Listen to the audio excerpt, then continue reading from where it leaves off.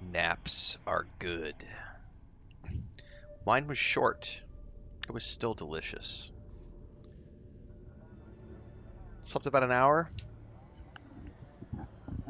roughly, I think. I'm now awake. I have a cup of coffee that's halfway done.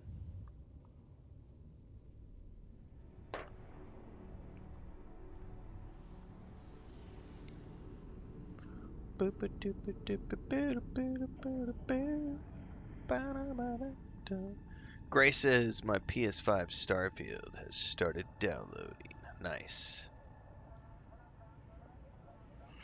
Oh, we're having a ha. No nap for me. Oil change is completed. Uh, yeah, I don't know if I would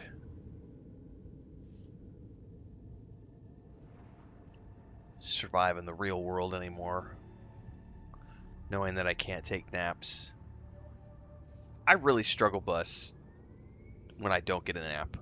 Part of that probably is though is because our routine here is so different to what a normal, like, I'm going to use air quotes, normal schedule, because we have so many animals, and like Chris and I kind of sleep in like rotational shifts based on the needs of all of the animals and everything. So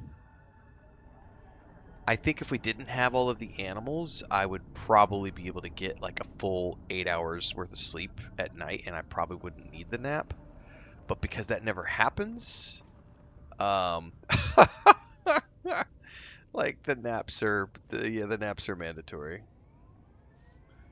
Um, because I'm invariably, I might go to bed at 8:30, 9 o'clock, but I'm always getting woken up at like midnight, 1 o'clock, 2 o'clock. Like last night was 2 a.m. So I was up from 2 a.m. until I laid down for my nap at like 11:30, and then I slept from like 11:30 to, I guess it was more like 12. I laid down at 11:30, but I don't think I fell asleep until about 12:10, and then I woke up about 1:15, about 30 minutes ago. Did I like The Last of Us? I loved The Last of Us. It's a great series, 1 and 2. Liked 2 more than 1. Great games.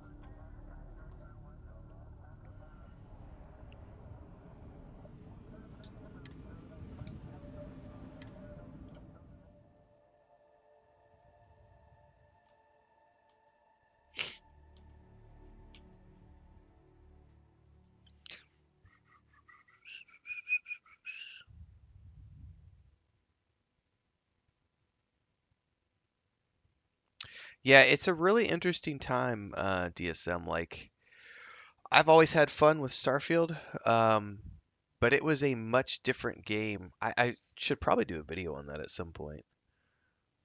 Um, People who are coming into the game for the very first time right now are playing a fundamentally different game with all of the quality of life stuff that's happened over the last 2.5 years, which is a pretty I think you're interesting. gonna fit in well. I think you're gonna fit in well. Really well. The disciples have got the numbers. They've got the guns. But we are a family. Oh, I think I'm supposed to talk to So, somebody else.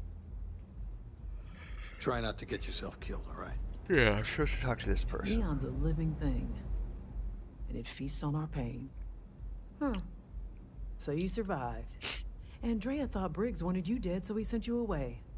Andrea was wrong. I'll be sure to thank Andrea. Andrea does what she has to. Respect that. Everyone is hard because they have to be. These streets and alleys are all I know. They chew up the weak, they leave them broken or dead in the gutters. So don't be weak. Good pep talk. You are funny. Funny won't keep you alive. So the job is, we let the streets know the strikers are back. We have signs. Signs that indicate our turf. Hacking the signs is easy. Getting to them or fighting any disciples there, that is the challenge. Briggs said he prefers no blood. But I say, make the disciples bleed at every chance. Point the way. Here are 3 locations. Favorite Good. quest line in this If you game? need things too, I can hook Ooh. you up. It's my job to make sure all the strikers have what they need.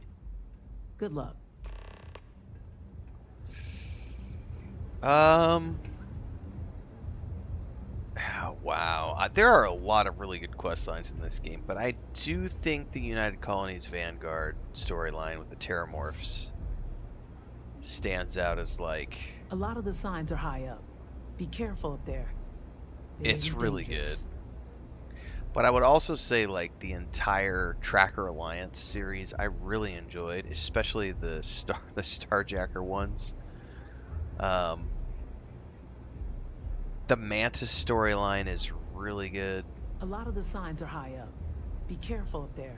The Freestar Very Rangers dangerous. is really I mean there's just I mean yeah, I think yeah, the UC Vanguard quests What are can I get you the today? Terramorph stuff is really good. I think especially if you've taken the time to read. So when you here's a good example of this. Like when you first start the game, The strikers are upstairs, so there is a mission that you do as part of like the tutorial where you get sent with Vasco to this planet in this outpost, right? It's like one of the first things you do after you get off the mining rock and you've got the ship, right? You get sent to this planet with Vasco, and you get sent to this base, right? And in that base is when they teach you like they teach you about scanning and all this other stuff and how to do basic combat. In that base, you can read all these computer entries, which tell you about these people who have been stationed at this base to deal with this thing. And if you pay attention and you actually read all of those journal entries in the computers, that literally they're talking about these Terramorph experiments. And then if you continue to play as you continue to play the game, if you continue to read as you explore these abandoned bases in other locations, you'll find more of those journal entries from those people. And so you can really uncover this mystery behind the Terramorphs that ties into the UC Vanguard storyline. It's really good. Also, though, the UC Sysdef versus the Crimson Fleet, because the first time that happened to me, I got busted with contraband on my smuggler, and I got thrown in a jail cell, and I was told you can either rot in jail or you can come do this quest line and spy on the Crimson Fleet for us. And I was like, fuck, I guess I'm gonna go spy on the Crimson Fleet. And then I ended up getting into the Sysdef, and I mean there's a lot of good quests in this game.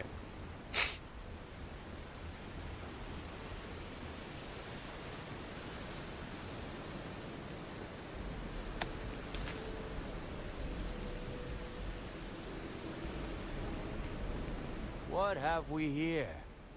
Decided to drop by on Neon and do a little vandalism, huh? There's a steep fine for that. Zero tolerance. Tell you what, you pay the fine now, and I'll let you off with a warning. Or things are going to get messy. Come on, you gotta have something better to do than shake down a crate rat. You from here? Fine. Get out of here. But don't make me regret it.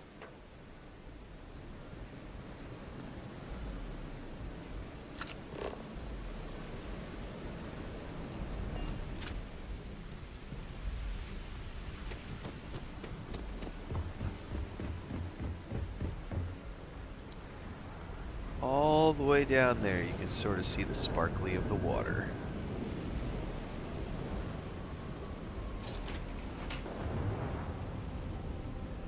Yep, less than 48 hours. Yep, shipbuilding's gonna be good.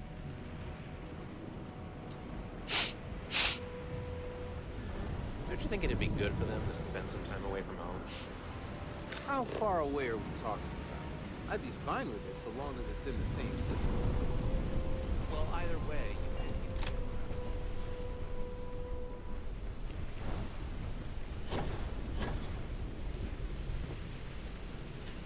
My brother works at Stroud Eckland, And he said Deimos is going out of business. Not getting up there, am I? Not that way, anyway.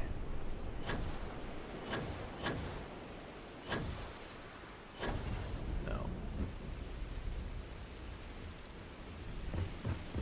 I'm not sure how much longer.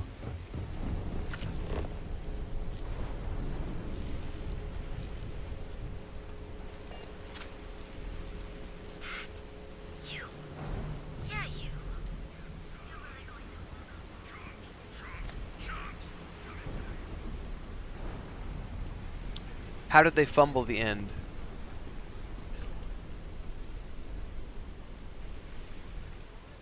Dragon Reborn. How did they fumble the end?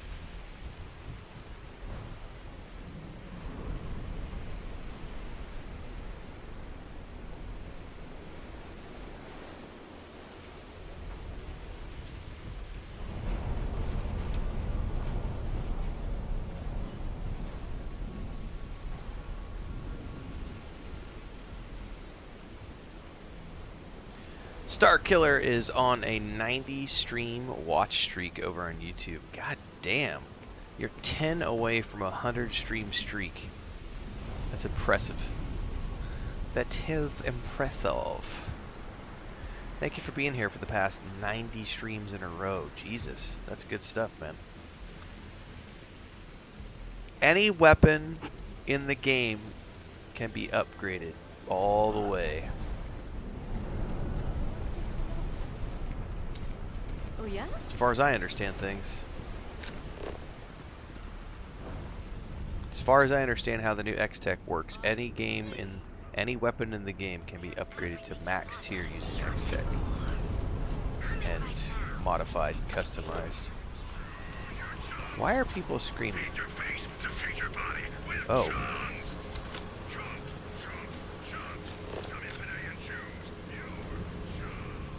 Choose your chance.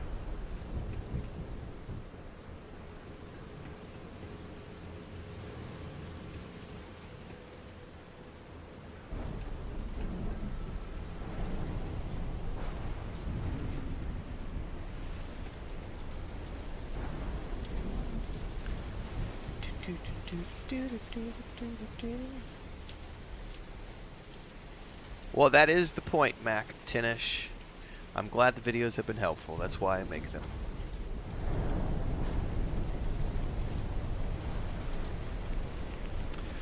Yeah, the new weapon mod system is pretty freaking awesome. Like, especially because there have been so many guns that I have wanted to take, but it's like, oh, it's not the best version, blah, blah, blah.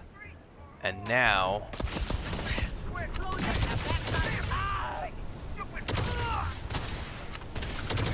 You could have really hurt someone with that. Yeah, that's the point. It's a pew-pew. Oh, by the way, someone was asking about old Earth weapons.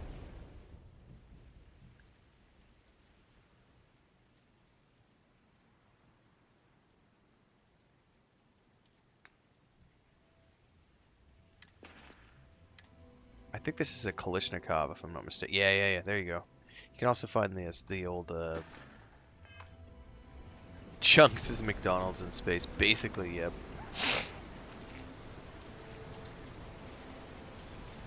You didn't like the choices for the resolutions. Thank you for at least providing some clarity for your blanket statement. It's more than most people would do.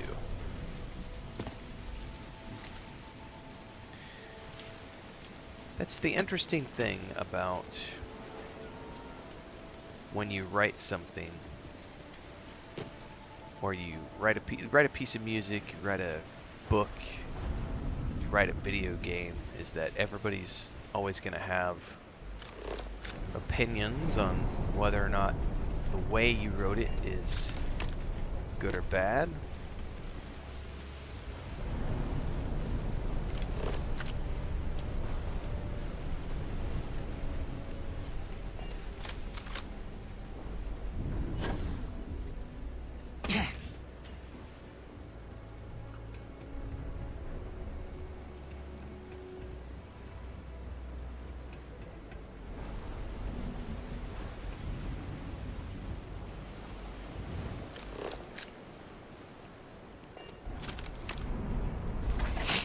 how to live that chunks life. Chunks, chunks, chunks.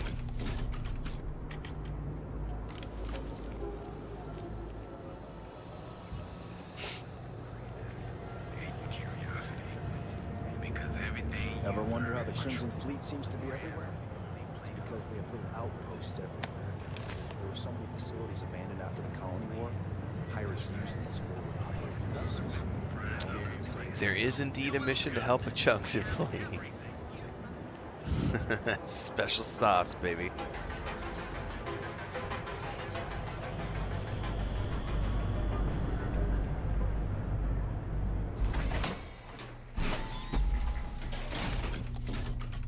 Not every location has verticality. Neon does. Neon is built on layers. Also New Atlantis. New Atlantis is built on verticality as well.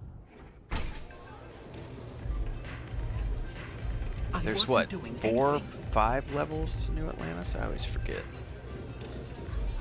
If you count the well.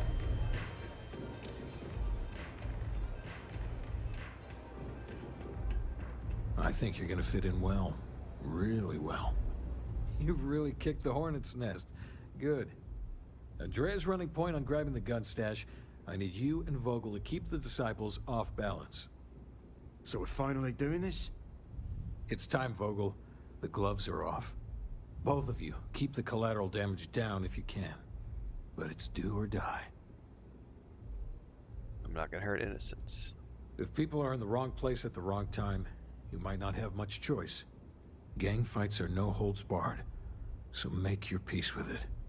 You two coordinate whatever you need to. I have a request.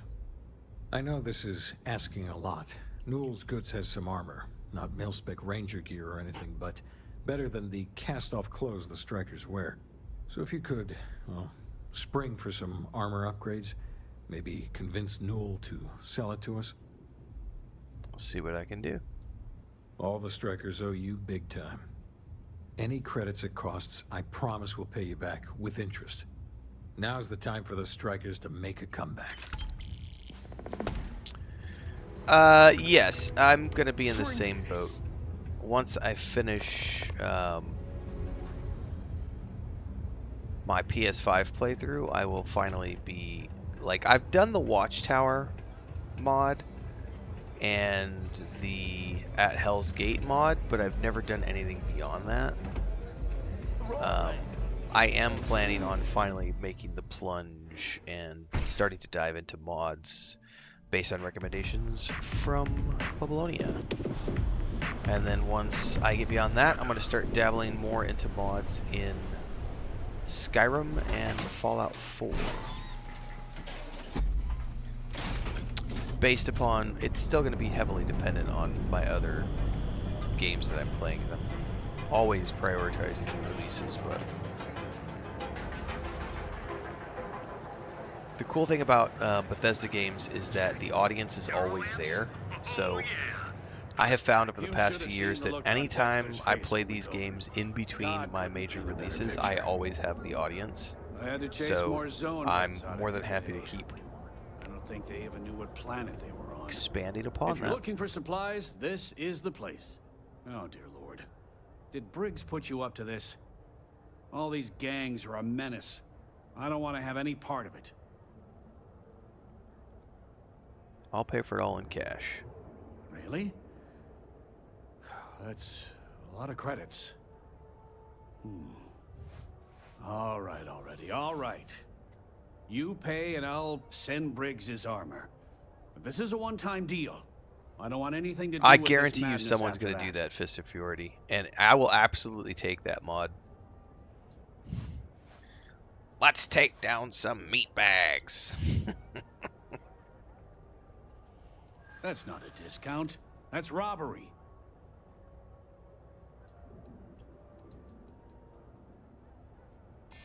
Don't think I'm desperate or anything, but you do have a point. I'm glad you understand the position I'm in here. You know what? I may be starting to like you. Everybody likes me at the end of the day. Fine. You can have your discount if you just stop your yapping. I'll get the armor over to Madame Sauvage.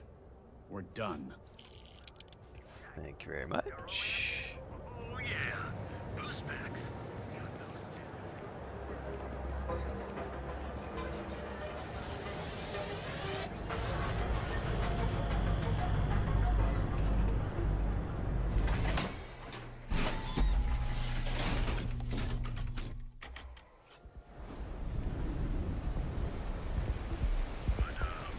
Madame Savages.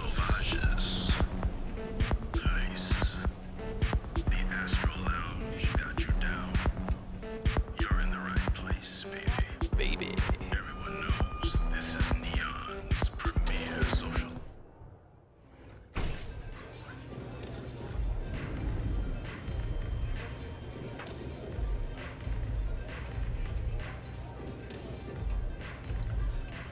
My favorite is Amelia. When you meet Amelia in the game, she literally looks like Todd's little sister. It's the funniest thing, even with the jacket. I've been dreaming of this. Finally, Briggs is going to let me kick these disciples where it hurts. I've been telling him to let his best man loose for weeks. So thank you for changing his mind. It does have a good atmosphere, Reagan. You are something else. The plan's simple. We hit the street runners hard in as many points as possible. Maximum chaos, right? Then Andrea can waltz into their weapons cache, snag the big guns, and then the real fun begins. No collateral damage, right? No promises. The till's running empty. So if I happen to see some marks on the way, then the fishies better pay up. Know what I mean? It's a Bethesda game, so it's obviously going to play like a Bethesda game. But if you're expecting this to be a carbon copy of Skyrim, you would be disappointed. There is some... I would say there are definitely some similarities to Skyrim. Many people have called this game Skyrim in space, and there is a reason for that.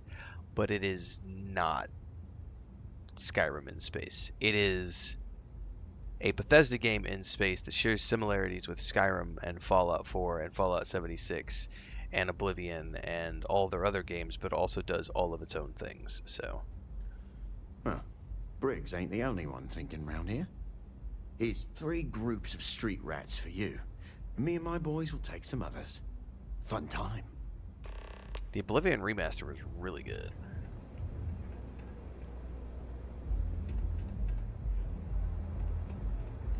There's always more than what they announce to the public whenever they launch something, so yes.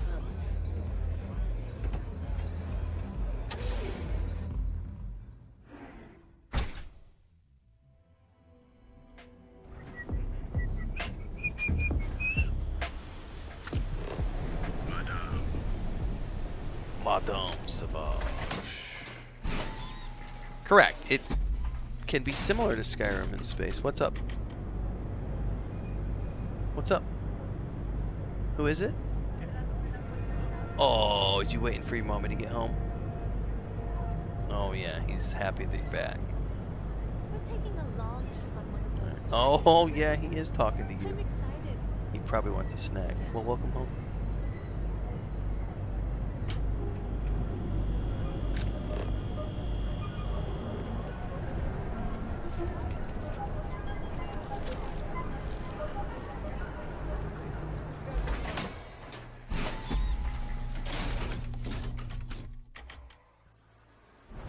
Oh man! Oh, I'm out!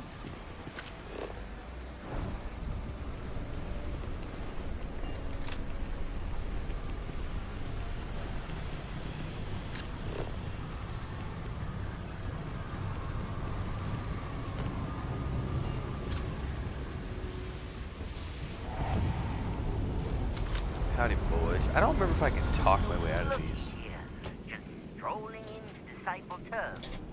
You're making this too easy. Okay, you do get a persuade option. Today's a bad day to be a disciple, buddy. Be smart. Walk away.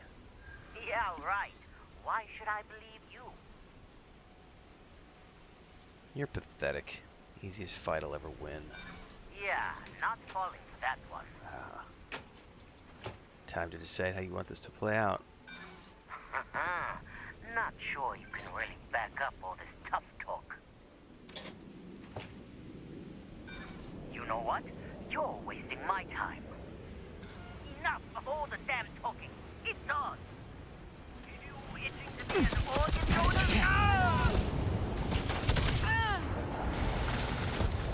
Got you in my sights.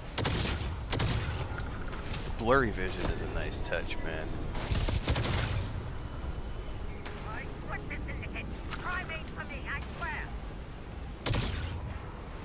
Oh, he's running, but he'll... Oh. I'll have to go chase him down.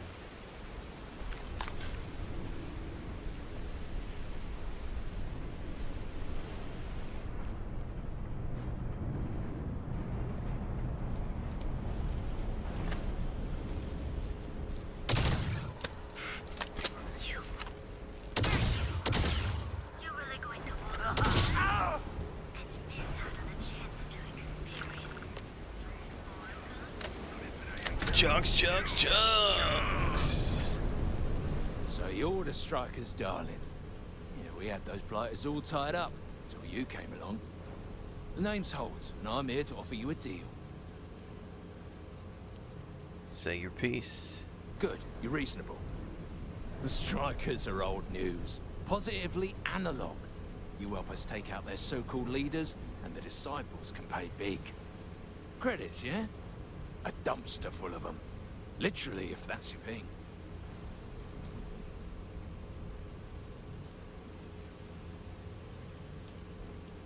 I'm not taking your blood bunny. And it's time to die, asshole. You won't get away!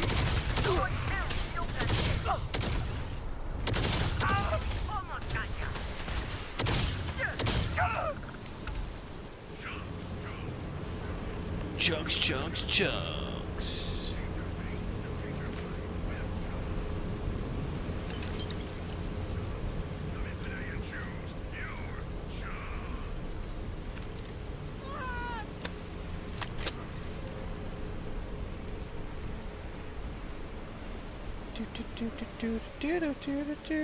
What game is? What gun is this? This is the Aphelion, which you get from the new Trackers Alliance series, and it's been heavily modified based upon my personal preferences, which is part of what I love about this game, is the ability to mod your weapons to whatever you see fit. And Free Lanes is going to allow us to mod weapons even further with X-Tech, and we're going to be able to customize all of the different features on the guns that we like and take it all the way up to the exotic tier. But yeah, this weapon is dope. Yeah, super cool.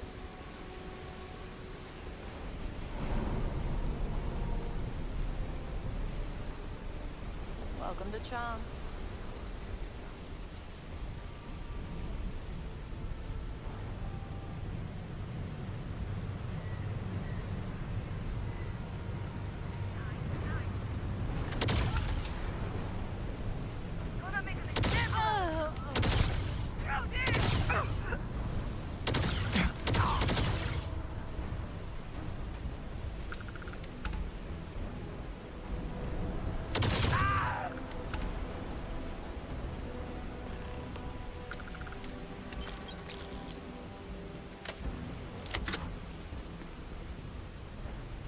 And the best part about this weapon is it's a laser rifle. So this one has no kickback if you want to use it in 0G, which makes it pretty freaking cool, man.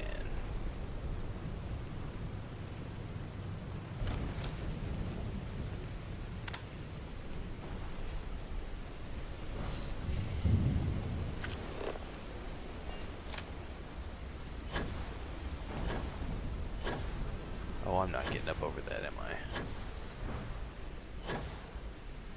No. Oh, there's some ammo box. Oh, that counts as theft? Well, too bad. There ain't nobody around to see me. Can I make that jump? Can I make that jump? About to try it and see.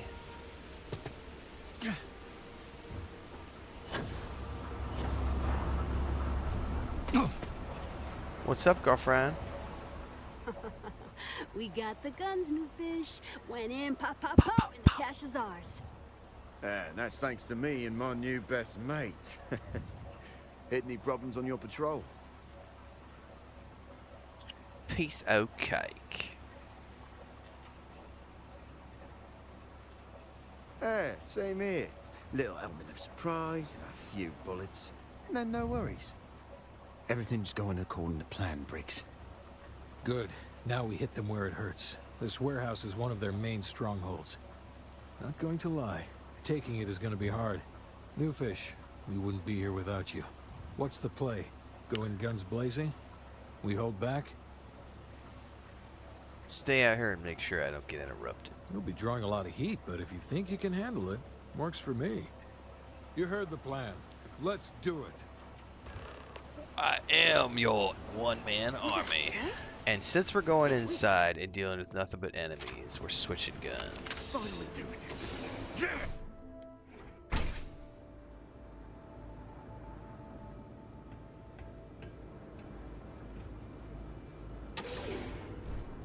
Hello? Anyone want to die? Get out of there, quick!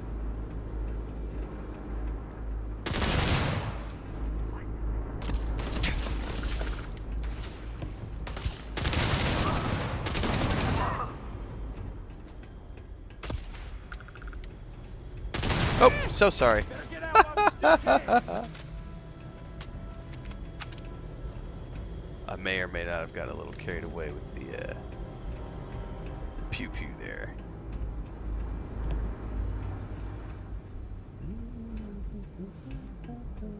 You believe this, girl? Friendly fire.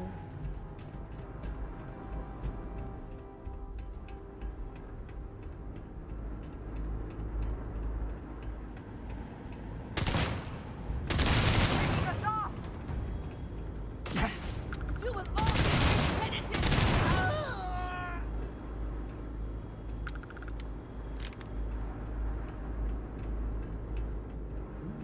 These are ours.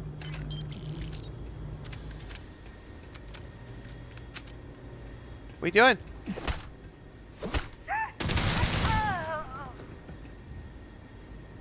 Playtime is over. Downstairs, now. But I was just getting started.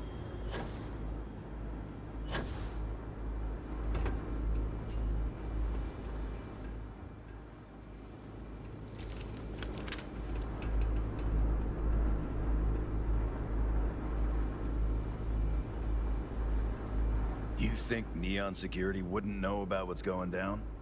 Please.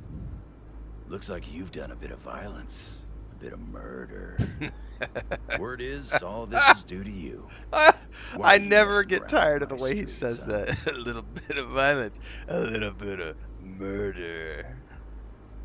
Yeah, I was just doing your job. You're welcome. You would know the first thing about my job. So here's what's going to happen. Gang violence gets too noisy. That hurts the bottom line around here. No one affects the bottom line. Tell that to the disciples. No.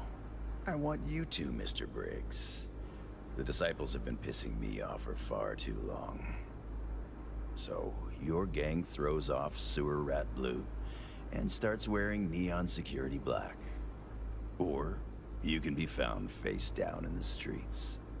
And you say your goodbyes. Briggs is a smart lad. He'll make the right choice.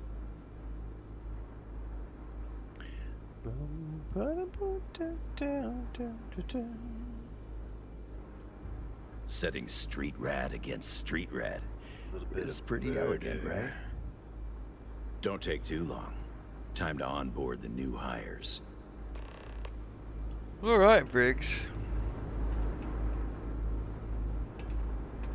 Good you're here. Huddle up, gang. Is this for real? They want me to be a cop. Shit. We could get a real pad. Maybe even move out of website? Briggs, I'm so in. After all we've done, Neon Security seriously will let that go?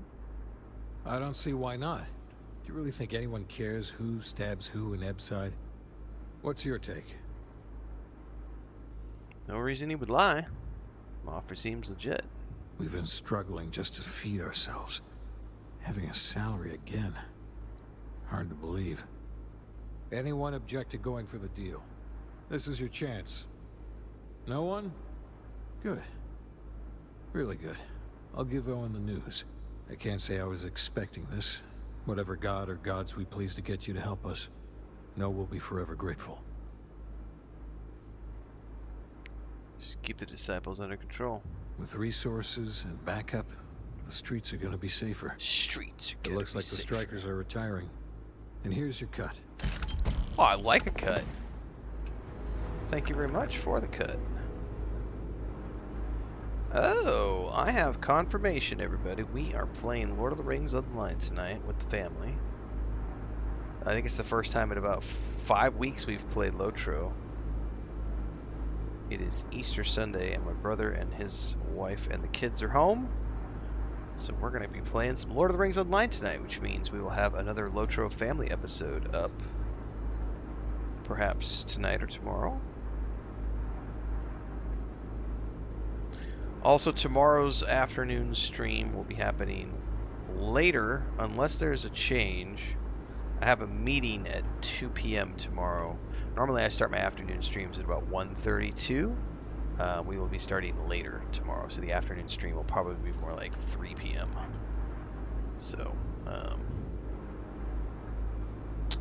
just as an FYI.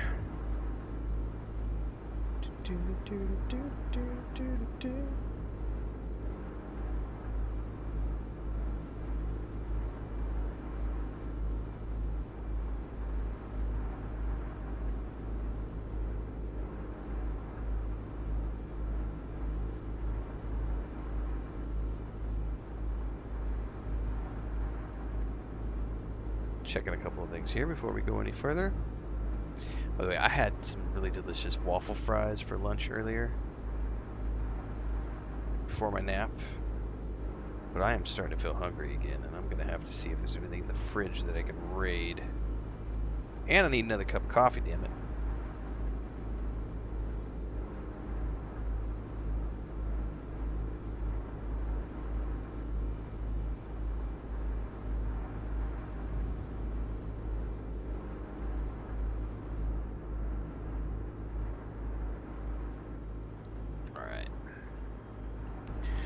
I don't think there's anything in here to loot, so I want to head out to, I think we're going to go to Sidonia really quick.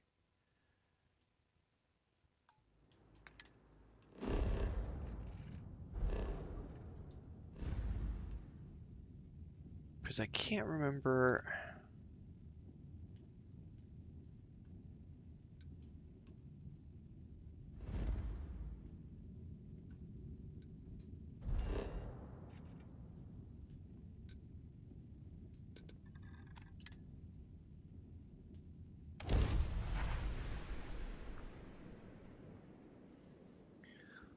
There's something I need to check out, and I can't remember.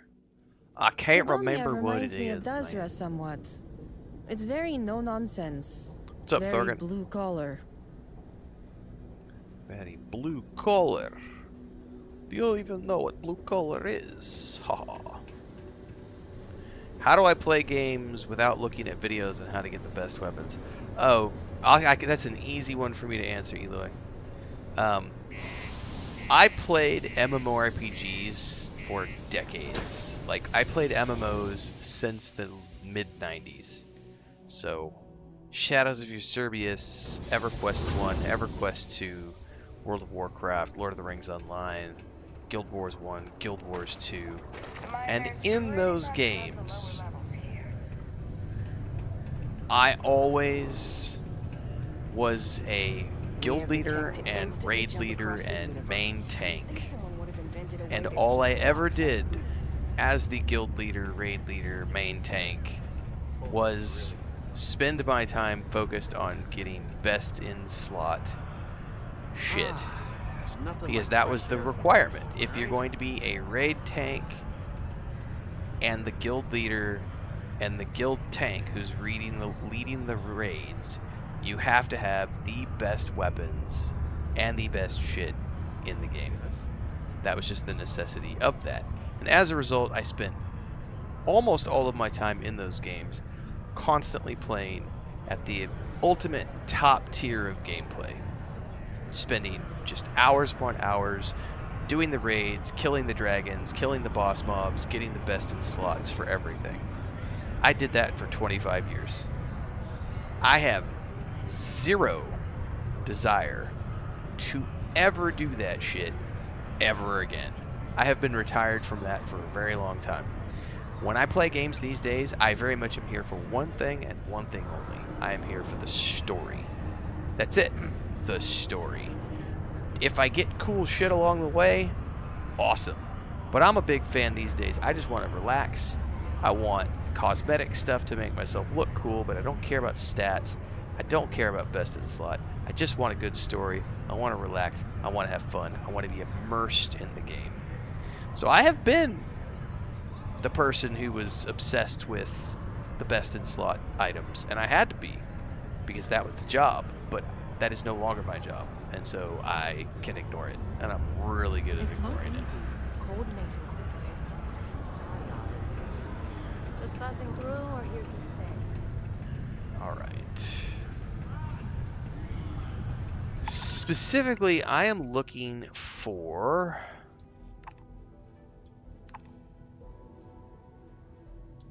this is not going to give it to me. I think we're going to have to go to the Trackers Alliance.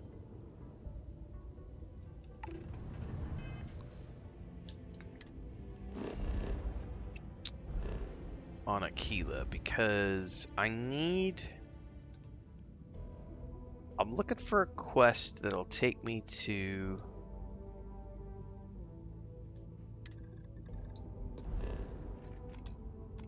a pirate base or something, because we need to record our lockpicking guide for the PS5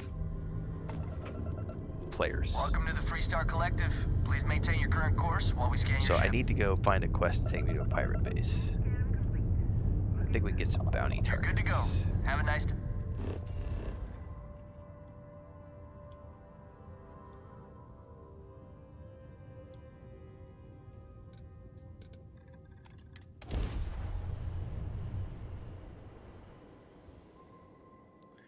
About the only time I will look at something online these days is for puzzles.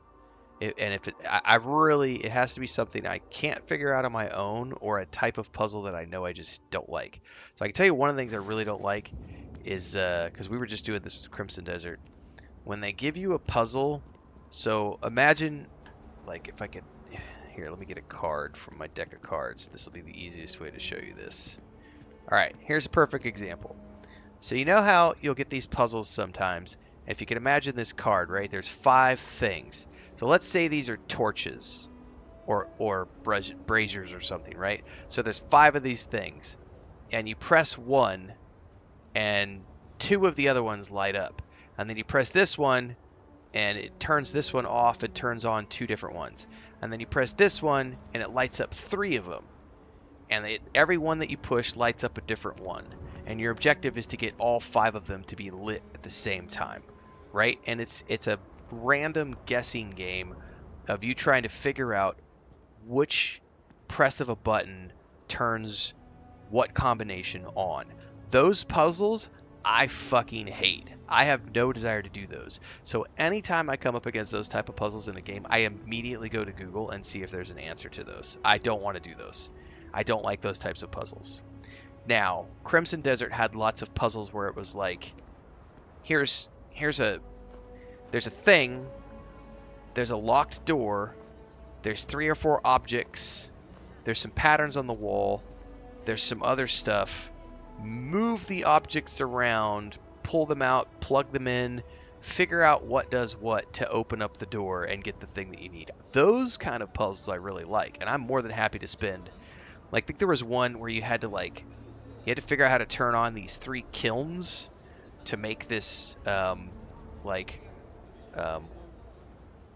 Forge turn on, it was like 45 minutes.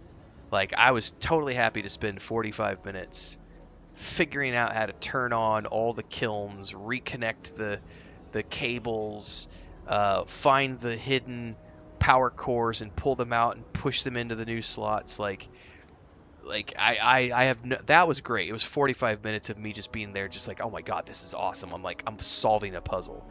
So when I'm actually solving something, I'm very happy. But I don't like the whole, figure out which combination of things these things have to be clicked in order to make. Fuck you. Give me a guide.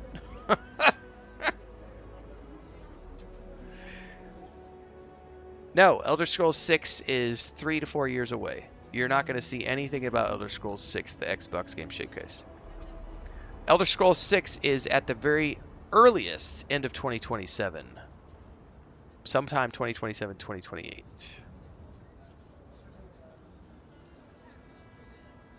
We're several years away from hearing anything about that game.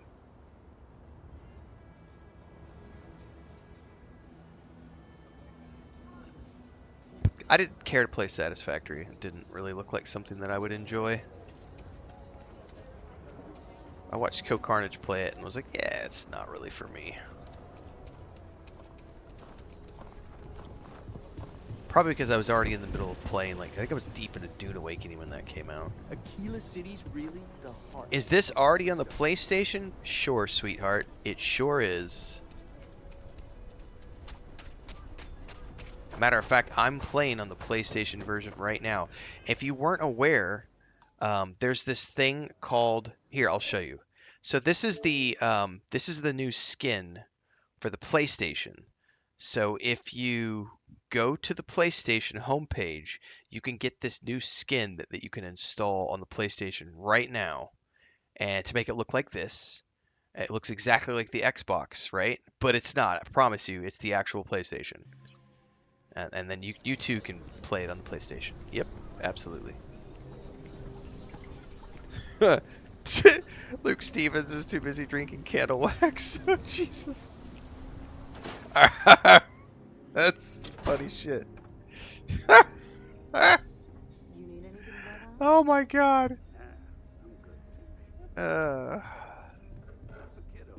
Welcome back, Nova. Well, if it isn't the rookie. He's drinking his Todd Howard candle wax. Oh my god. I gotta say, being a tracker is pretty awesome.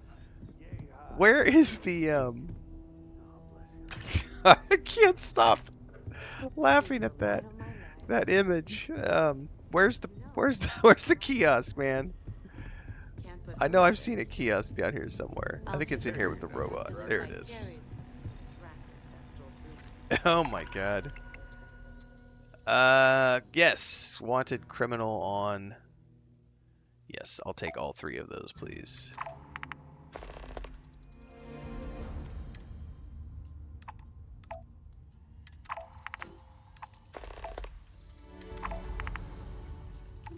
I hear that. Well, you know, anyone's...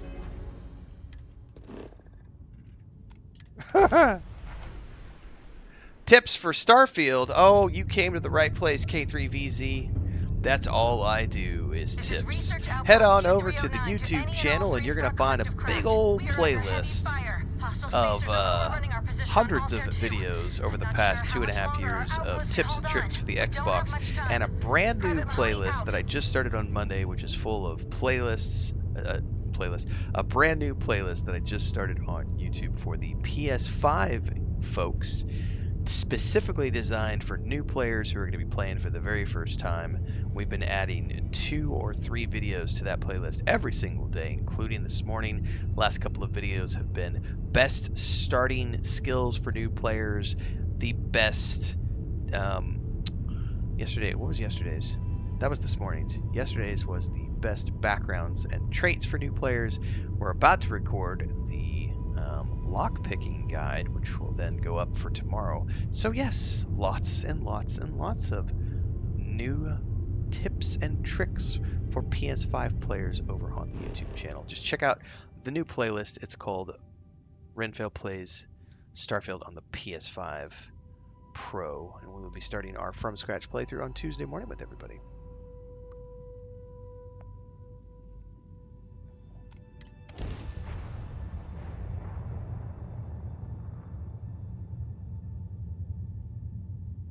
Oh, he definitely rides the 8 train.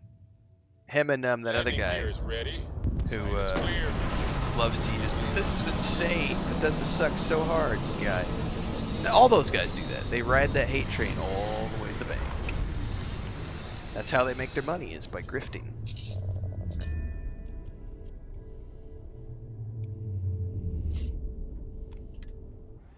Atmospheric scans say we'll need our suits. Alright, somewhere in here is a pirate boss we have to kill, and hopefully along the way we find some chests that I can open up, because I want to do an upgraded... Jesus, that's a lot of... Well, maybe you shouldn't step on the mines, girl.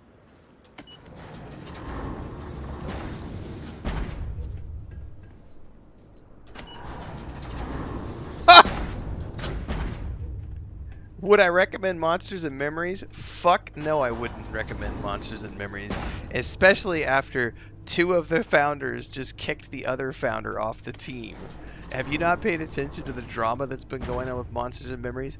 I have been telling people to steer clear of that project for the past 2 years because of the fact that it's nothing more than another volunteer MMO project, and those never end up well. Ever.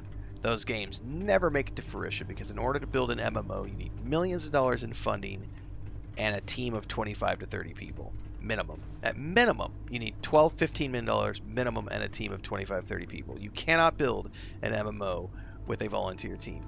And just when they're about to monetize, suddenly there's this suspicious, oh, the guy who's been doing all the class design and who's been here since the very beginning is suddenly kicked off the team, and for legal reasons we can't talk about why. Oh, it's super sus, dude. Don't touch that game with a 10-foot pole and your mom's thing. Because it ain't real. It ain't real. That is a scam all the way.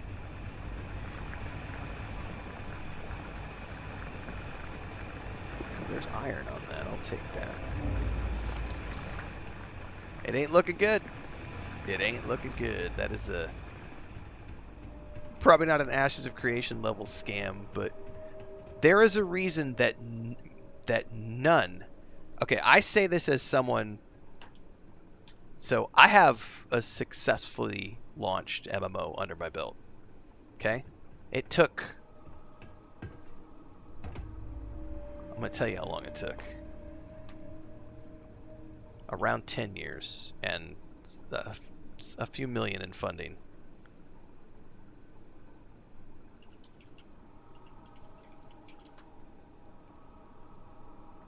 $2025, so 11 years. 11 years to get launched. Dreamworld has been a scam since the Kickstarter. Dreamworld was never going to be legit. That was always a lie from the very beginning. That was a scam from day one. There have been a handful. So a good example of this is to look at Shroud of the Avatar. Shroud of the Avatar was Richard Garriott. Ultima Online. So many other games. Richard Garriott was a big name in the 80s and 90s, right? So they raised over $12 million and had a team of around 40 people, and it took them around, if I remember correctly, around 6 years or 7 years, I forget exactly the timeline, to build Shroud of the Avatar and launch it. And it failed. It failed. You can look at so many of the Chronicles of Illyria, Ashes of Creation, both had successful Kickstarters, both crashed and burned in fraud.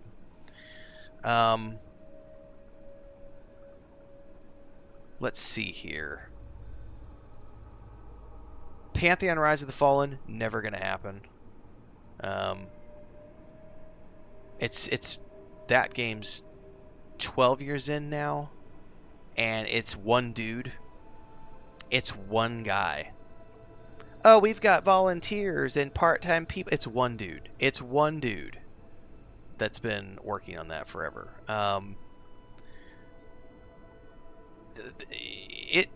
It takes so much to get an MMO out the gate. Monsters and Memories never had a chance to begin with because it was a volunteer team. It's just, yeah. And then the moment they're about to get monetized, they mysteriously, one of their team members gets kicked off the team, and they can't talk about it for legal reasons. Yeah, okay, that's just not even. Oh no, I would never build mods. Nope, I am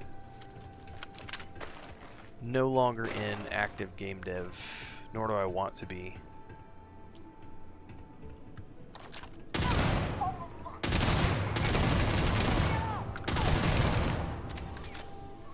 I did 10 years. I did my time. And I definitely wouldn't do mods. I don't have any desire to work for free on something that may or may not. I've already done that shit.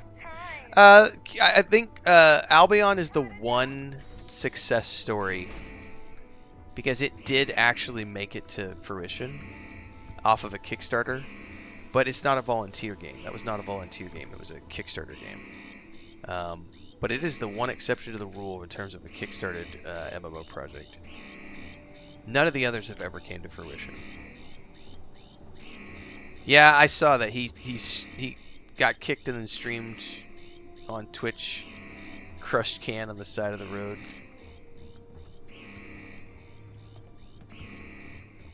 Yeah, it's. Right. You better run. Who's yelling at me that I better run, and where are they?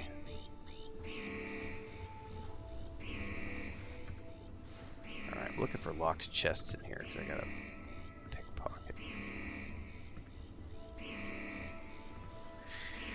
The thing is, Echo Greco, the problem though is that all of those things are things that the modern audience wants, and that's why projects like Pantheon Rise of the Fallen and Monsters and Memories are never gonna ever, they don't go anywhere. Because modern audiences want the matchmaker, they want the dungeon finder, they want the fast travel, they don't want XP loss and leaving your armor when you die on a tombstone. No one wants that. No one has time for that. And that's why none of those projects are going anywhere. That's also why they can't raise any money. Oh shit, that's you.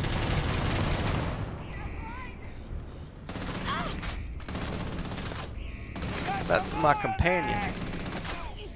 I'm hit.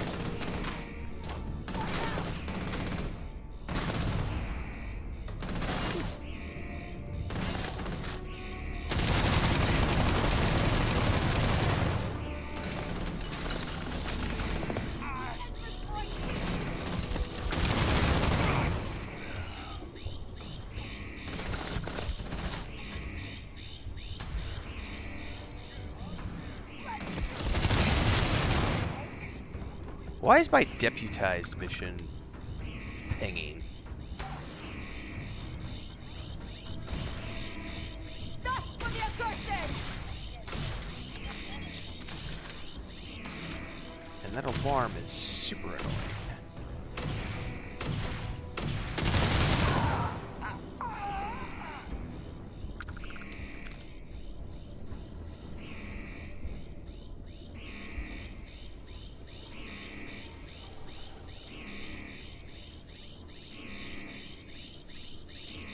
Can I turn that off somewhere in here? Hang on, there's a red thing over here. Thank you. This is just a bounty quest. Correct.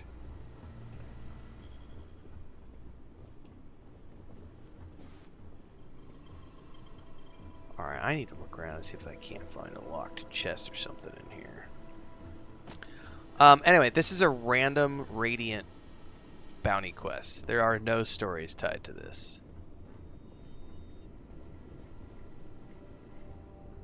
Matter of fact, this is one of those random POIs that you will start to see as you play more of these bounty quests, these will start to show up.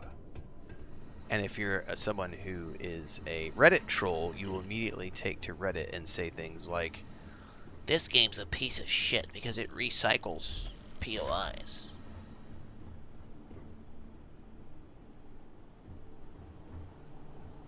ah, here we go. This is what I'm looking for. Alright, perfect. However, we also have some enemies we need to go deal with. Probably, before I can get into that. They might ignore me. They're way over there somewhere.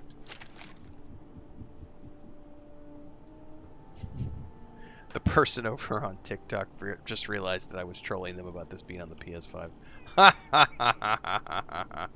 You're not so tough. Oh, man.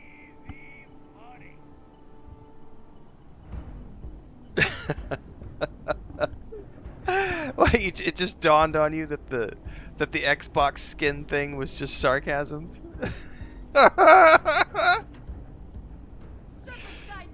Oh man.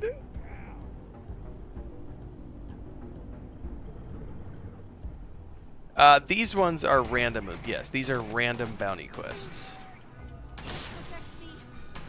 And she's off there taking care of them for me. Like, I don't have to do anything. I probably should go help her, but I was gonna loot the chests. Wait, what was that? Remember that that's there. I'll come back to it. Whoa!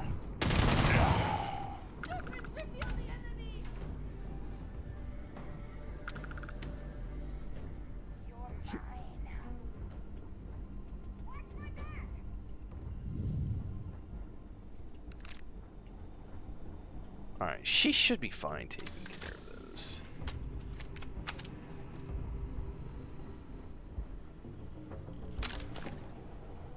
Let's see if I can access this and not get bumped out because of combat. Okay, we should be okay. How far back in the live streams did I start this fresh character? I'm pretty sure because there's like I think there's 3 different playlists for Starfield. I think it's the playlist called My Survival Playthrough. This character I started right after they added the survival options to the game. So when they added all the options to like change the gameplay function and stuff, that was when I started this character, which is like 2 years ago, maybe? I don't know, you'd have to go dig up that playlist.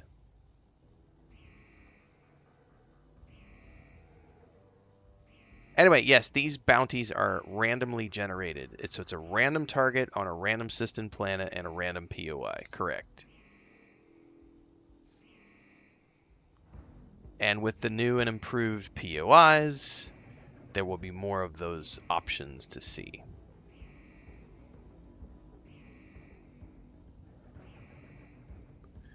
Yeah, second playthrough survival mode. Pretty sure it was something along those lines.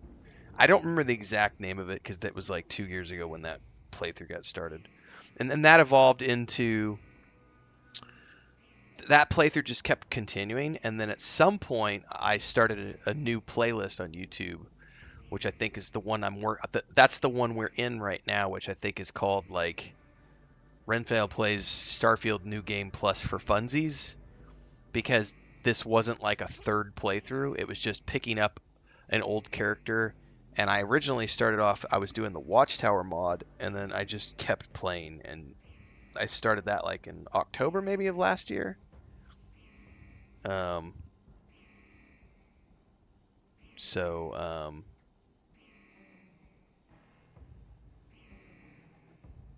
Something like that. There may be another playlist in there that I forgot about. Can you have a complete evil playthrough where you cause mass chaos? Yes, but why would you want to? That's a better question. I'm going to go get another cup of coffee, and we'll be right back. But think about that for a minute, because Bethesda games are never about being the bad guy. They are always about being the good guy. So You're not here to be an evil villain slaughtering innocents. You are here to help people. At least in the main storylines. Can you be a pirate? Sure. Can you be a murderous asshole? Sure. But why would you? But you can. Starfield has unlimited FPS. It also has locked frame rate modes as well.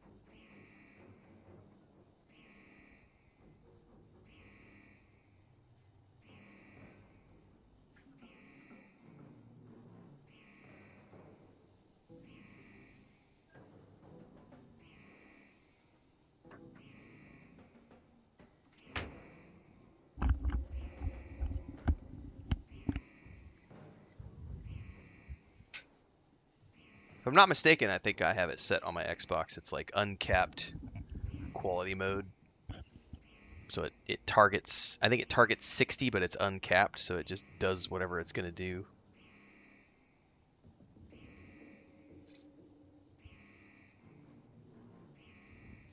No one knows what the PS5 options are exactly. I think the PS5 trailer they launched today has some details, but...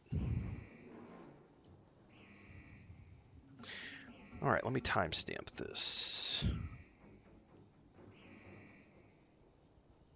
Shattered Space has some great weapons in it.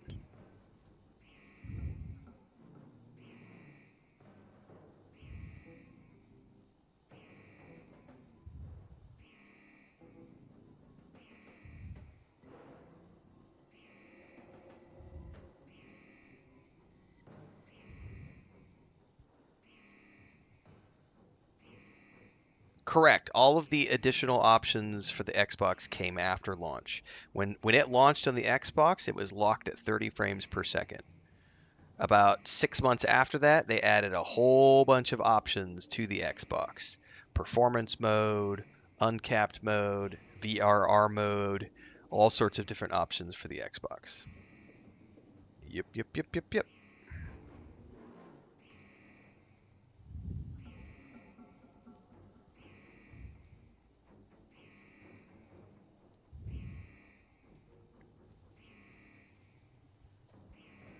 All right, everybody, we are going to do a lockpicking guide video here during the live stream for all of our brand new PS5 players who are joining us for the very first time. And if you're watching this guide after the fact over on YouTube, make sure to check out the lists down below because there's a whole bunch of additional guides that you can find designed for the new players who are coming into play this game for the very first time on the PS5. I will be joining all of you on a brand new from scratch playthrough, so hopefully you'll be tuning in to those streams. But for now, let's get into lockpicking in this game. So lockpicking in Starfield revolves around what are called digipicks, which are essentially lockpicks that you can pick up. They look like little black flashlights. And every time you come up against a lock, you're going to see something like this. It's going to be randomly generated, and it's going to have a variety of different layers based upon the level of lock that you are facing. This is an advanced lock, as we can see on the screen, and it thus has a couple of different layers. Now, you're going to see some color coding happening right now because I happen to have max level lockpicking. We'll get into the skill system here in a few minutes so you understand why you might want to take those skills, but it's not necessary to have those skills to do the lockpicking.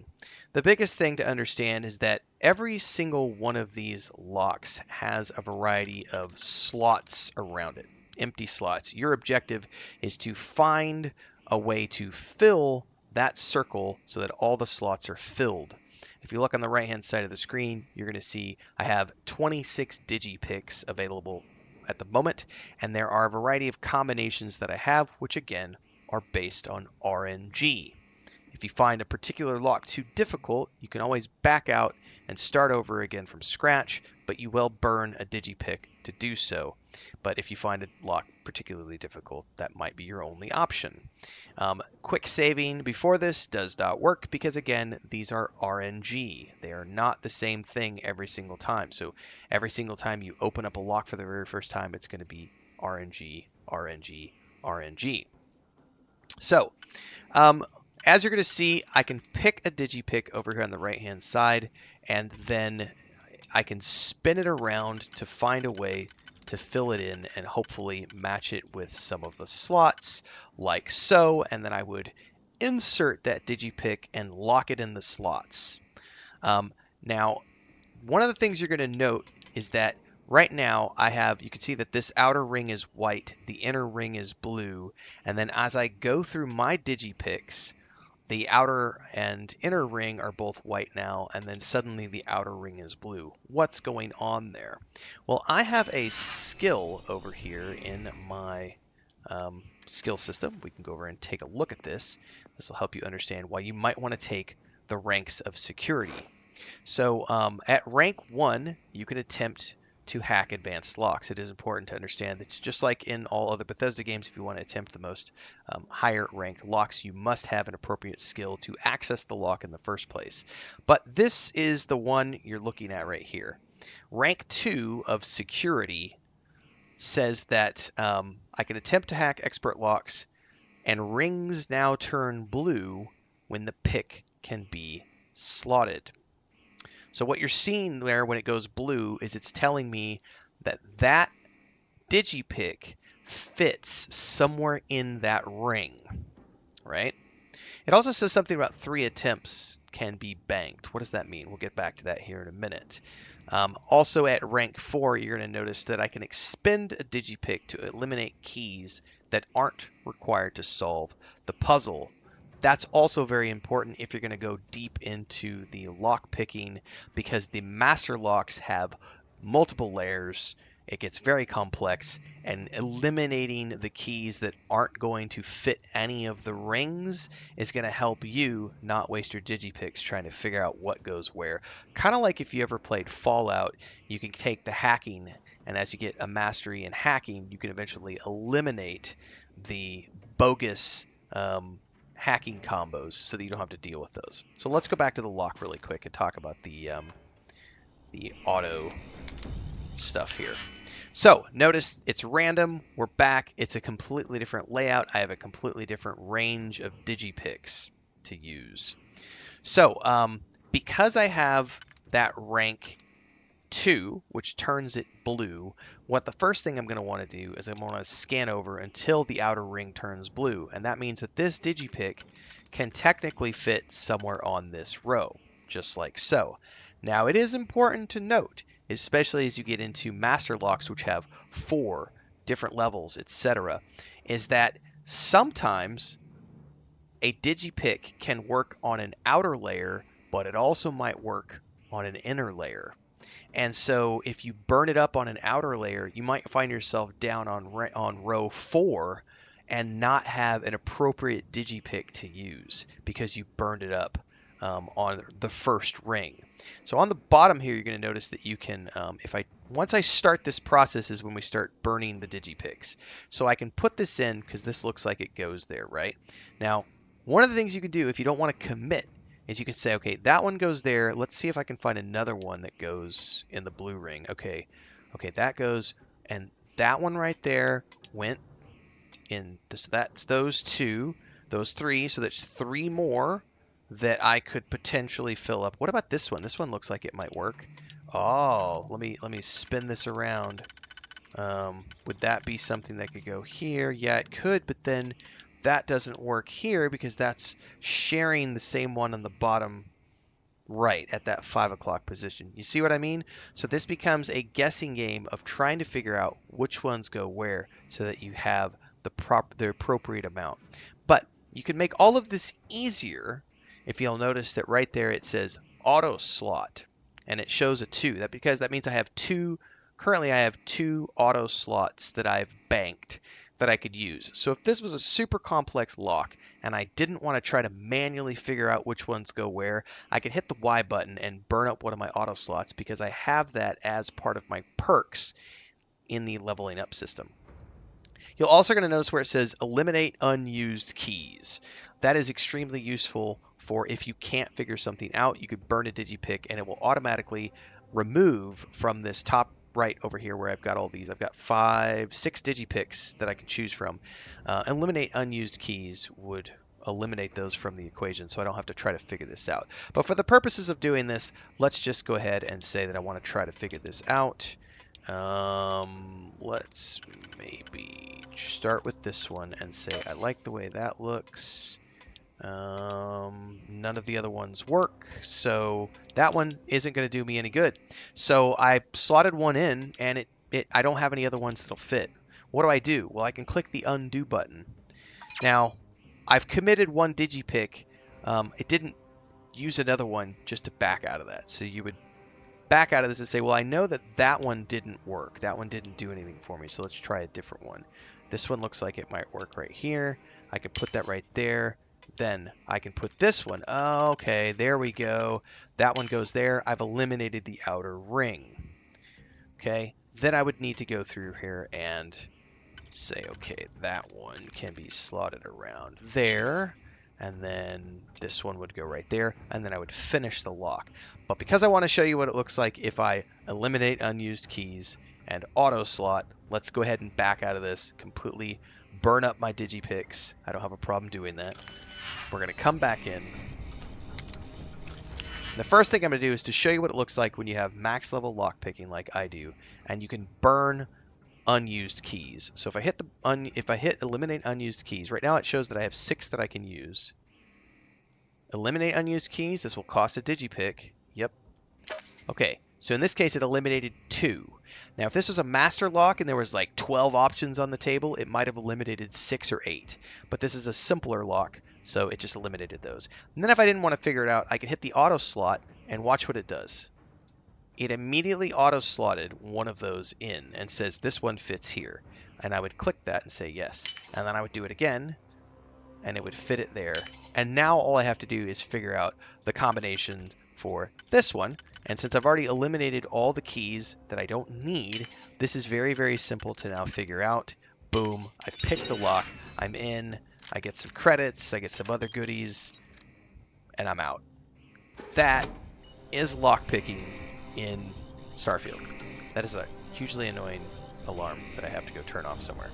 But that is the lockpicking minigame in Starfield for those of you who are coming into the game for the very first time on the PS5. Hopefully I will see all of you in the streams on Tuesday morning as we start our from scratch playthrough. And if you found this guide useful, don't forget to check out the other guides in the list down below. And for those of you who are watching this stream, we're going to be continuing onwards from here because it sounds like we're about to get attacked by some bad guys who are waiting for me to finish up picking that lock. There it is.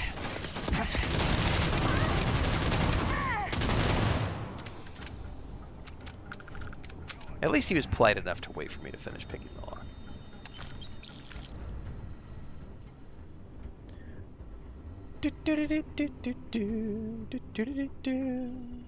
Let's go find the rest of these assholes.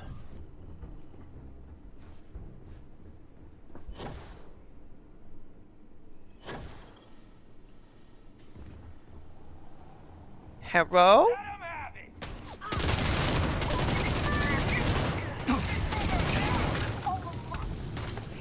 Oh, I saw a polymer. I saw a polymer. Give it to me.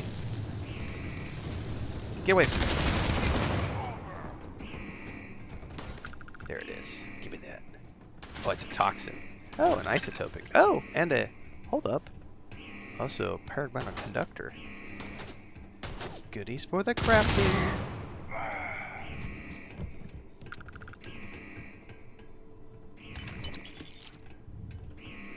Do you want to shoot me? I will shoot you back. And then I'm gonna loot your bodies and take your shit back to my base.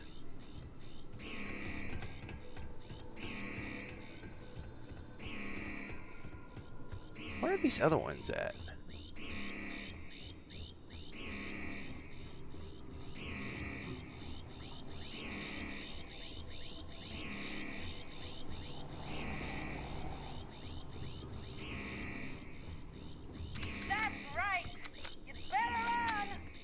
Yeah, where are they at, though? That's my question.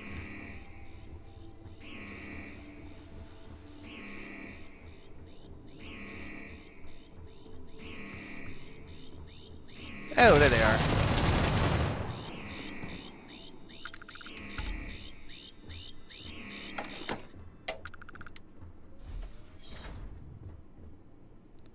Hiding in the shitter.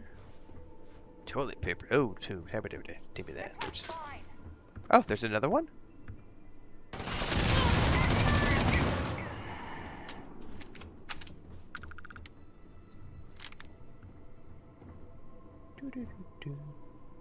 Any magazines in here? Hey, there's a plushy Parapooch. I'm totally taking that. That's right. I love the sound effects when you pick those up. What's my favorite power in Starfield? I don't really play around with the powers too much, to be honest with you. Ooh, here's a master lock. These are fucking with me, man.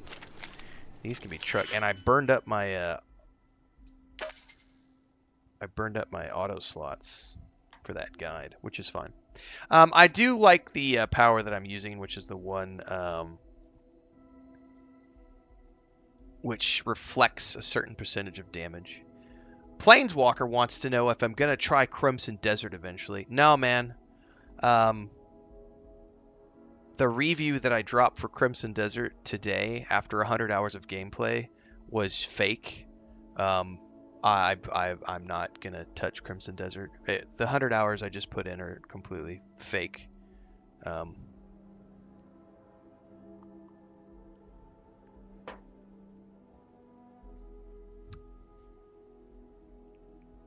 Dokespawn says, until you started talking about not using powers, I didn't even know about the powers.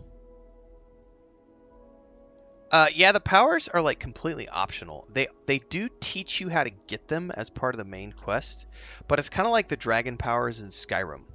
You get taught about them, but you don't have to go out there and seek them out. And they will teach you how to use 2 or 3 of them, but then beyond that, you don't have to use them ever, or even go find any of them. And you can complete all your Skyrim playthroughs without ever needing dragon powers at all.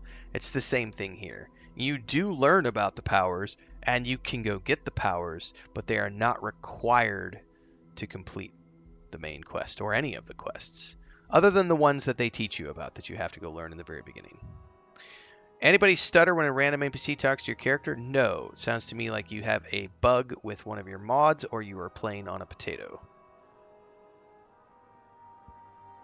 Michael Fury says, thinking about coming back, should I start over or can I wait for the patch? That's up to you. There is no reason to wait if you already own it and you just want to start playing today.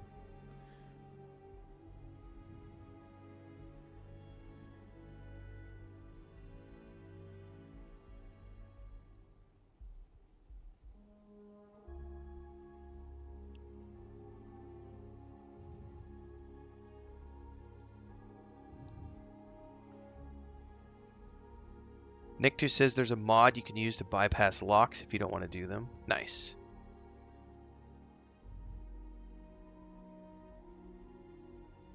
Guns do the work for me, says Diazm. That's how I've always been. I just use guns. Like, I've never worried about powers. But I will say when I was at Bethesda, Tim Lamb was showing off all these different combo moves. I did not know you could chain combos in this game. And so watching him chain combos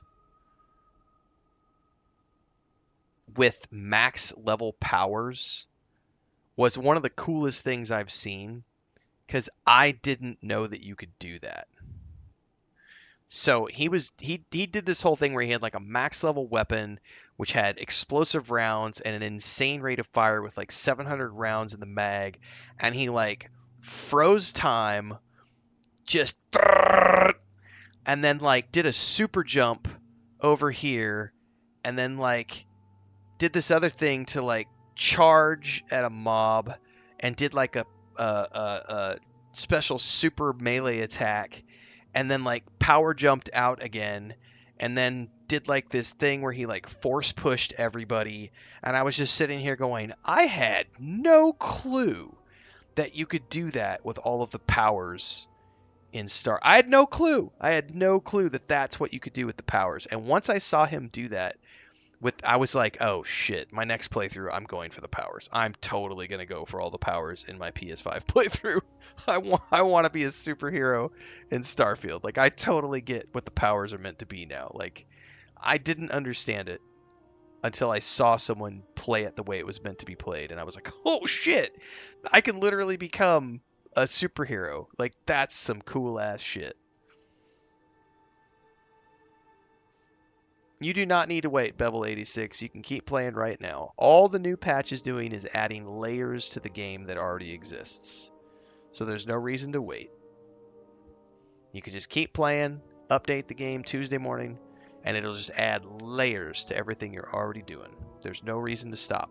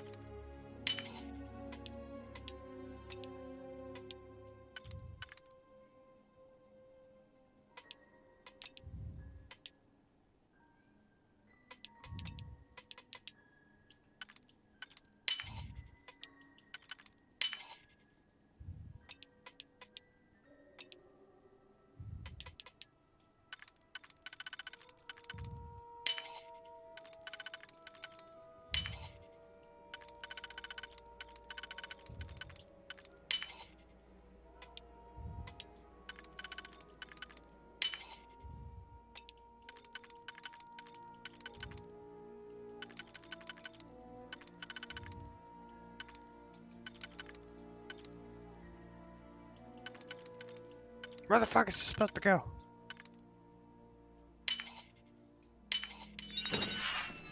That's all that was in there was credits. Rah! The RNG gods are mad at me. They were like, why did you make that lockpicking guide? We're gonna stiff you on the master chest.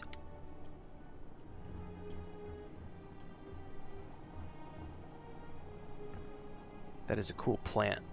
Oh, it's a fish bowl. Oh, and there's even a fishy in it. That would be cool for my house if I was doing house decorations.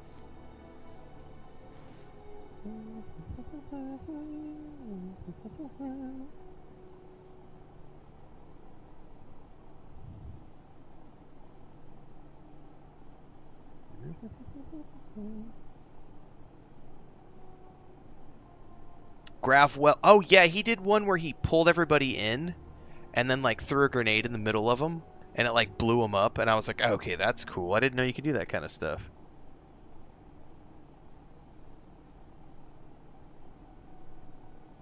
Yeah, I have an Outpost playthrough, an Outpost video series. Oh shit, there's a whole bunch of plushies in here.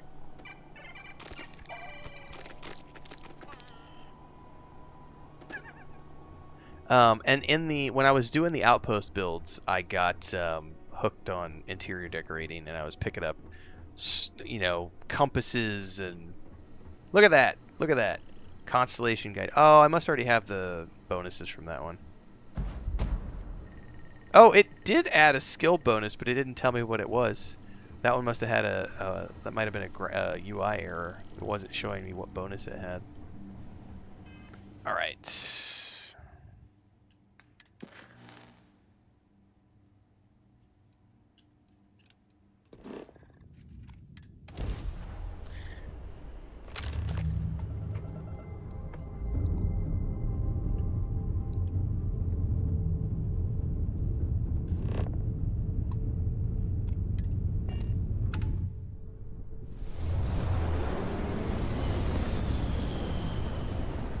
Hey, Dad. Want to hear a joke? Let me show you how. Sure, Sweet Pea. Yo, man. They lost their shields. Tragic. Just tragic. Is that a junker?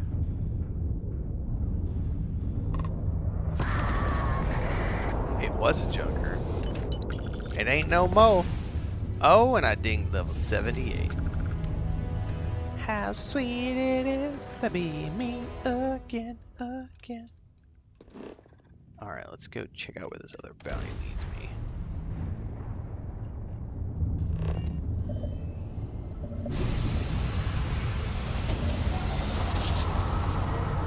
The other thing too is like the new system with the bobbleheads. They're not bobbleheads, sorry. Bobbleheads are in Fallout.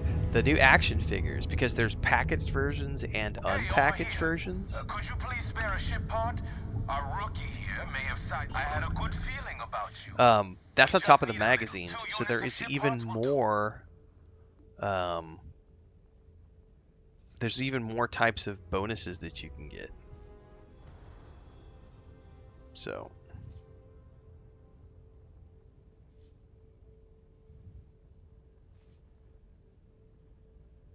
Alright, here's some ship parts, buddy. You're a lifesaver. Here, take these for your help. Talk to me. I don't really want to talk to you, Barrett. I've got a pirate captain to take care of.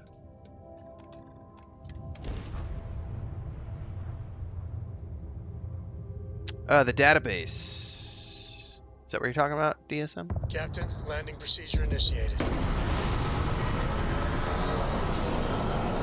Yeah, the database is going to allow you to favorite planets and favorite, and automatically there's a list in the database that's for your bases and outposts.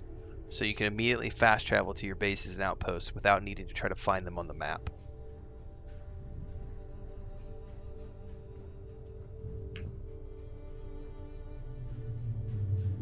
Yes, Fist of Fury. And there's the unpackaged versions and the packaged versions, which is really cool. Excusez-moi. Excusez-toi.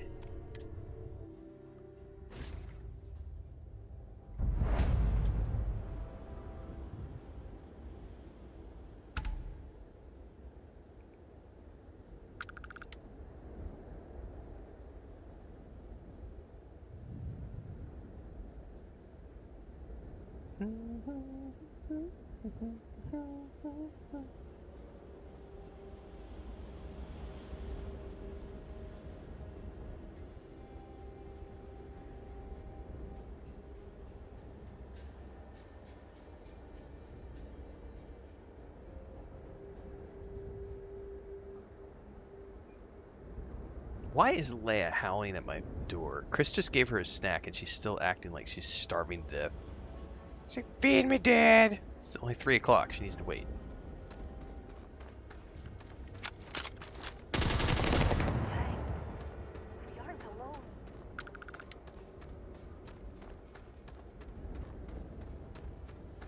I do need to get some more ammo for this gun, it looks like.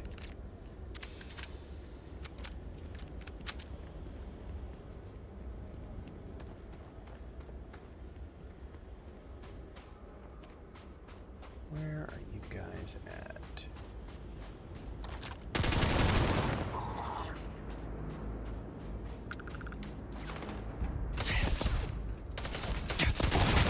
Ooh, you got some cool looking armor, Mr. Mandalorian dude. Ow! There's a robot down there that wants to eat my face off. Dude,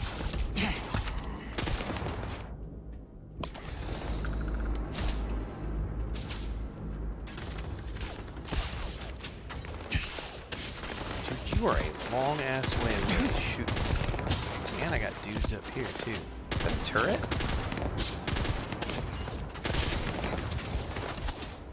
That might be a turret.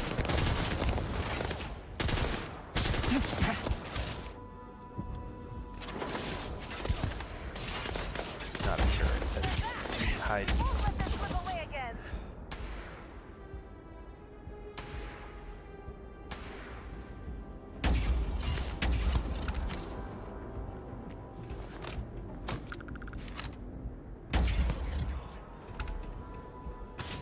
That sounded like a Starborn.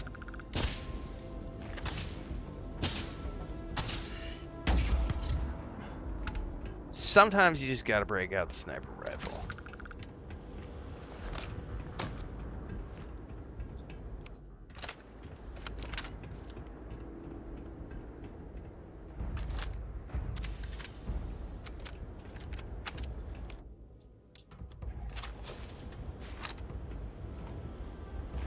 See if we can get a snipe on this guy.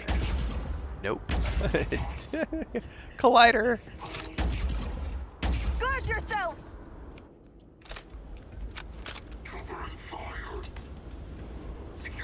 Hello. Shit, you're level 76. My target.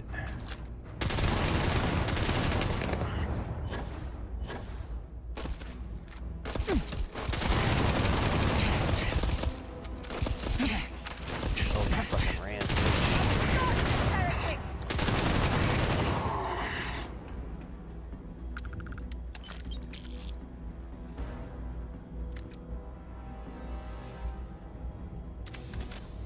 Alright, let's go see if there's any magazines in here. Actually, before I burn a digipick. There's definitely a magazine in there. That's why I looked. I was like, do I burn a digipick? There's definitely a manual right there. It's like, let's go on inside and get that passive bonus. Do-do-do-do-do. Eliminate.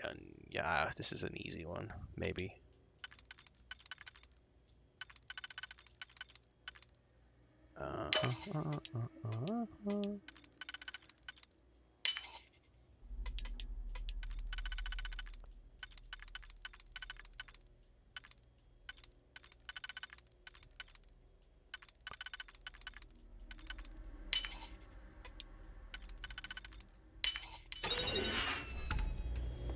Hello, what kind of passive bonuses am I getting today? Further increases magazine size and weapon bash critical chance for all allied armaments guns. I'll take a swig of that right there too. Thank you very much.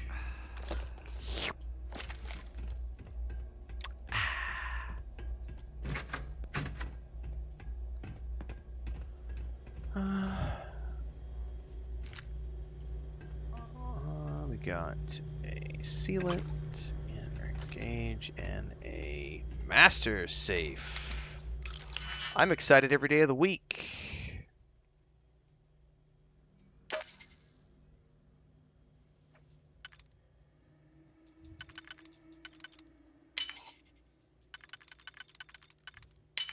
I have the best job in the world. Why wouldn't I be excited?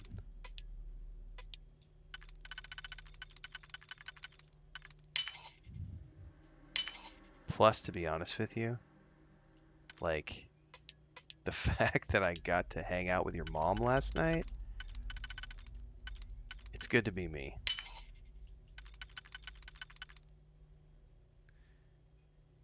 This is not gonna be the right thing to get me through here. It's not gonna work.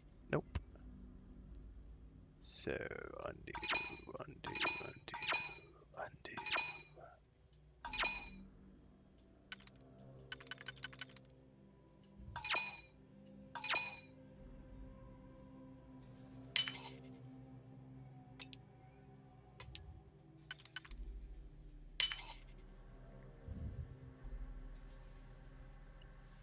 Well, Scouser, that's why you pay for a subscription.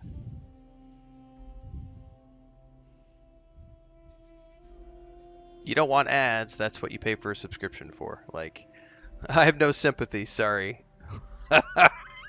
Like, literally that's how I make my the bulk of my revenue comes from ads. Like, are you fucking serious right now? Ads on YouTube break my game immersion. Get the fuck out of here. Come on. Like, seriously.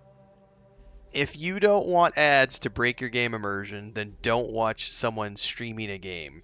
Because every streamer out there runs ads on their streams. YouTube or Twitch or Kick. Everybody's running ads, man. That's how we make money. That's how you're allowed to sit there for free and watch. That's a small price to pay. You get to watch an ad. Oh, woe is you, poor baby. If you don't want ads, you pay for YouTube Premium.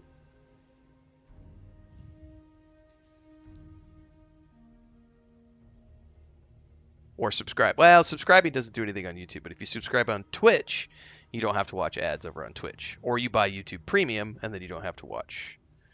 But, yeah, 1 ad per hour, whatever the rate is, like, people who bitch about ads are pretty low on my list of, people I give a shit about. Because that's literally, like...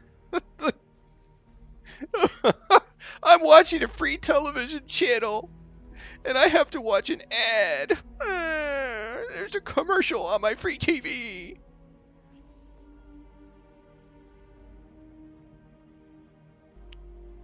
Buy YouTube Premium subscription. You'll never see another ad ever again on YouTube. If you're on Twitch, you can get a Twitch Prime or not Twitch. What is it called? Twitch Turbo. Twitch Turbo gets rid of ads across all of Twitch, or you can subscribe to an individual Twitch channel to not have ads when you're watching that Twitch streamer. But yeah, don't complain about ads when you're sitting there as a free random person watching the channel.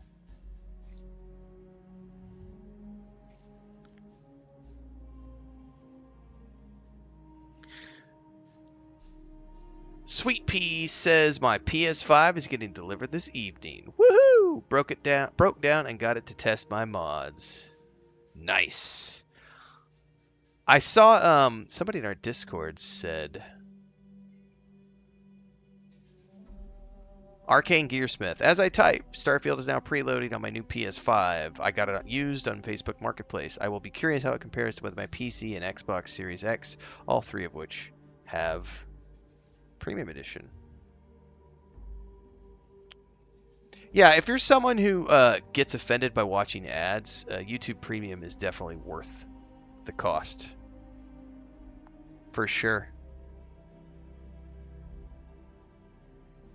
Personally, I just watch ads because I like seeing things pop up because it shows. I find so many cool new things because of ads. I find about new television shows. I find out about new bands. I find out about new things that I might want to buy. Like, I find out about new restaurants. Like, I find all sorts of stuff about from ads. Like, I am all about it. Like, take my data and feed me the shit I like. I have no problems with that. Yeah, exactly, Discworld. Found a cool bistro. No, it wasn't a statement, Scouser. It was you making a whiny little complaint. That was not a statement. That was a complaint. That was a whine. That was a whinge. This ad is ruining my enjoyment of the immersion. You're not watching a stream to be immersed in the game. You're watching the stream because you're here to see me, not watch the game be played. That's why you tune in. If you wanted to be immersed, you would be playing the game, not watching someone else play the game. Watching someone else plays the game means you're literally here for the commentary and the stream and the streamer. So you didn't make a statement, you made a whingy, whiny complaint, and you got called out for it, and now you're acting like a little bitch in chat. Whatever. Meh. Whatever, man. Meh. You know what we do to people like that? Bye-bye. And then we do this. Strong hand, fist of iron, judgment falls. Hearts are dying. And hammer strikes. Tears like rain. Justice served. Feel their pain. Watching as a free user, the smallest price you can pay is to watch an ad because that supports the streamer you are watching. It's literally that simple. It doesn't matter who the streamer is. Unless they're a millionaire, they've got ads running. especially small streamers. Like, ad revenue literally is what is paying their bills and helping them become full-time streamers. Ad revenue makes up about 75 to 80% of my overall revenue. The other 25 to 30% comes from memberships and subscriptions on YouTube and Twitch and things like merch sales, book sales, the Patreon, contracts and sponsorships, that kind of stuff. If you bitch about ads and you are a free user, you are literally kind of like down there as like the scummiest of like seriously, of all the things you could cry about, you're watching something for free and then complaining when you have to watch an ad. Oh, man. That's pretty fucking lame. That's pretty fucking lame.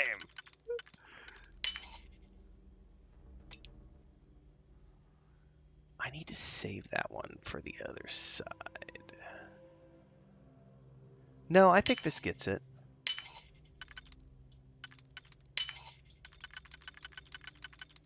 There it goes. Now, see, that one had a cool weapon in it.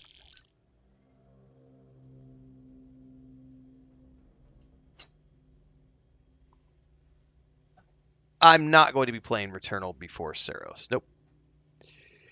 Carl G says, makes me laugh when they moan about ads on YouTube, but not when the ad comes on TV, right?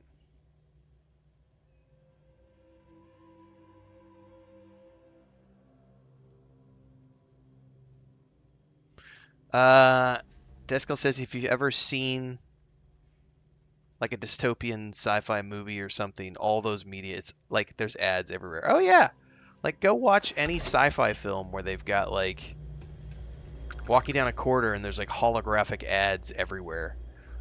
Like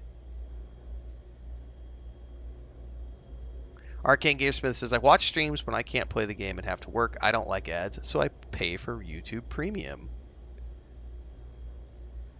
Someone asked, do I have a playlist for all of the rants on YouTube? No, I don't, but I wonder if I should start a playlist, because we've been doing people have been redeeming a lot of Renfail rants on YouTube recently.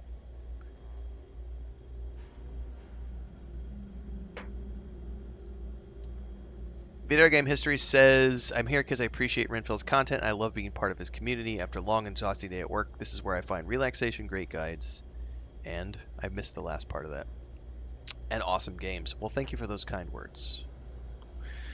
Barcola Gaming says, your guides have been super helpful. Really looking forward to playing this for the first time on Tuesday. Well, welcome aboard for the first time player. Well, we do have the Renfail Rants videos. I feel like we've been doing a couple of those a day because people keep redeeming them on YouTube. I probably should make a separate playlist for those.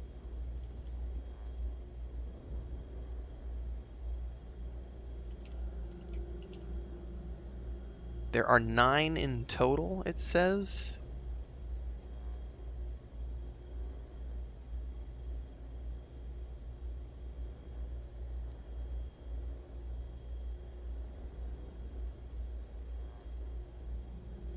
Those are something we started doing recently. Like I've had the people have been able to claim the Renfail rants forever on Twitch, but just recently people have started redeeming them because you got to spend like 5,000 points or something.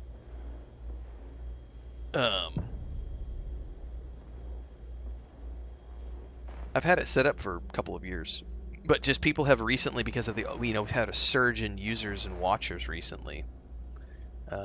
We've done 9 of them since March 3rd. 2 are already scheduled out, and if you're a channel member on YouTube, you can already watch them, but they will be out. There's one going live tonight to everybody at 6 p.m. and another one tomorrow night at 6 p.m.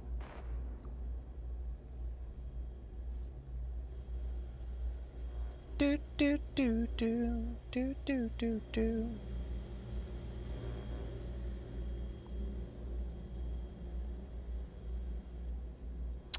I think there have been rumors that ads are going to start playing during our video games, which means you're going to be getting interrupted even when you play a single-player game that you purchased on the Xbox, if it's true.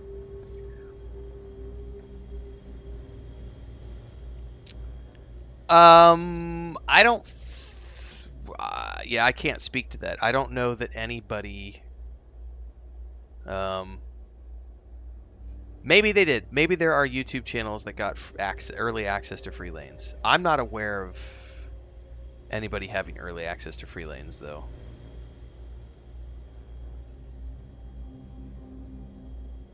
Correct. There is no level cap. Thanks, Gristle Gruff. Yes, I don't care how a game scores. I will play it if I'm interested in it and make my own bind up, aka Dragon Age Veilguard. I don't give a shit if the mob says that it sucks. I played it and loved it. Welcome, Con Willis2297 to the channel as a member over on YouTube. What time zone I'm in? I am in Mexico City time zone. Someone said, do you remember television back in the 80s and 90s when there were ads like every... So, yeah, I think it was in a 30-minute time slot, you would get 4 ads. 4 ads in a 30-minute... Like, if you watch, like, sitcoms, like Big Bang Theory or something, I think it's 3 or 4 ads in a 30-minute slot.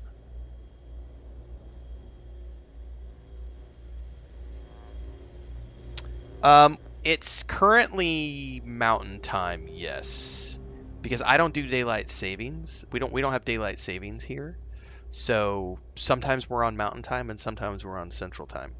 I think right now we're on Mountain Time. So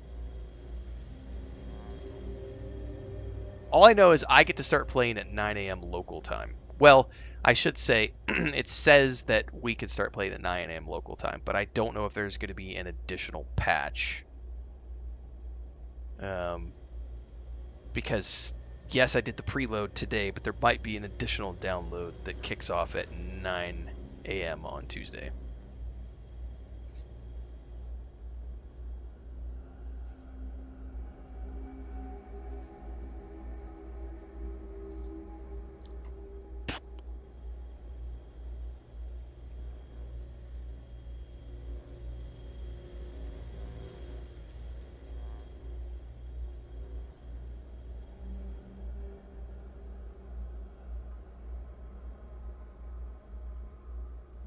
Hey, Gray finally made a video. Gray finally made a guide for Crimson Desert. Hello.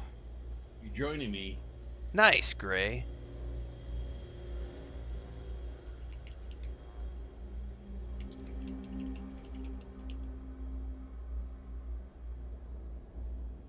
Here, guys, I'm dropping this in chat because Gray has been working very hard at working his way up as a streamer and content creator.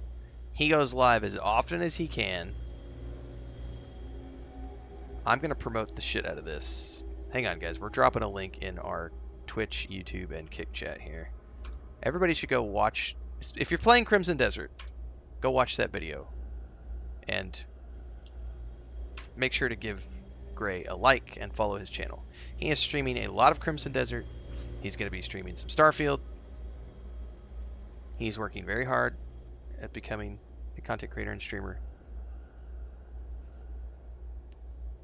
Definitely somebody we promote as often as we can.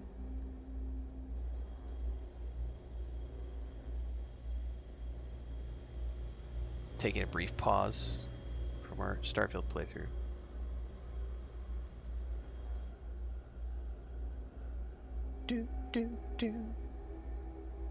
I have no idea if this is going to be cross-platform. I don't think they've told anybody if it's going to be cross-platform. So I have no clue. I have no clue if you can preload on Steam.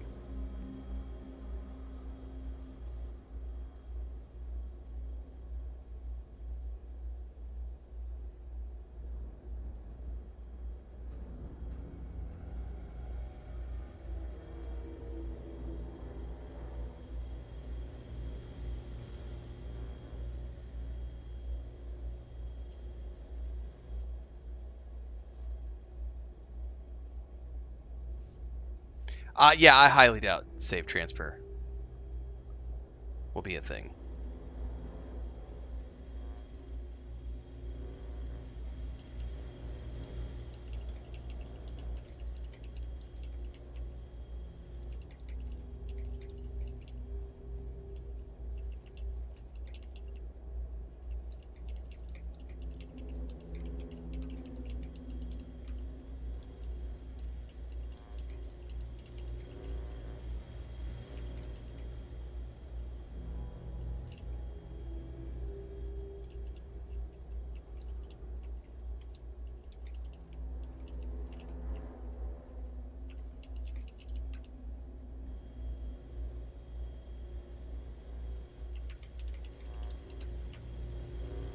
I'm sending you some unsolicited feedback, Gray, on titling. But otherwise, great video, man.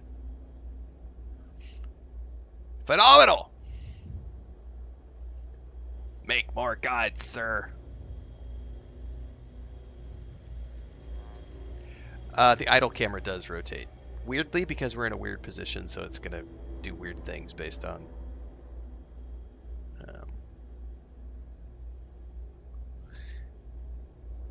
I do occasionally, I mean, depends on the game. I do get commissions off of certain things. I don't get commissions off of Crimson Desert.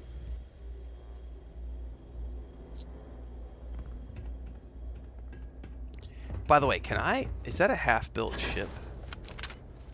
It'd be really cool if I could steal it. Oh shit, there's more guys over here.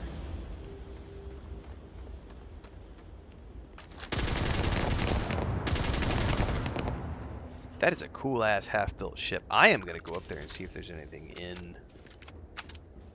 inside of there that I can loot.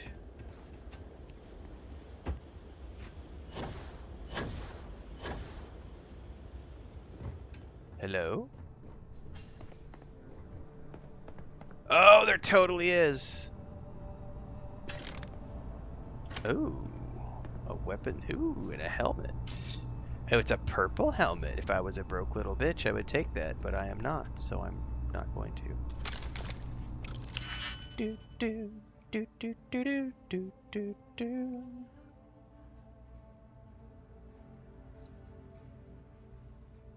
Boop boop boop boom boom boom boom boom.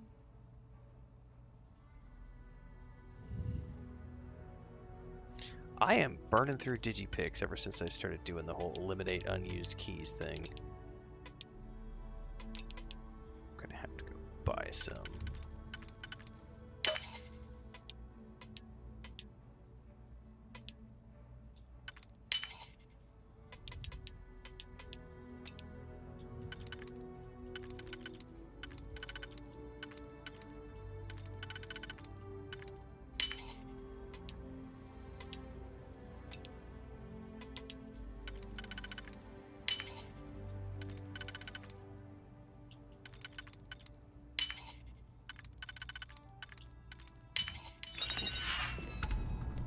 Meh.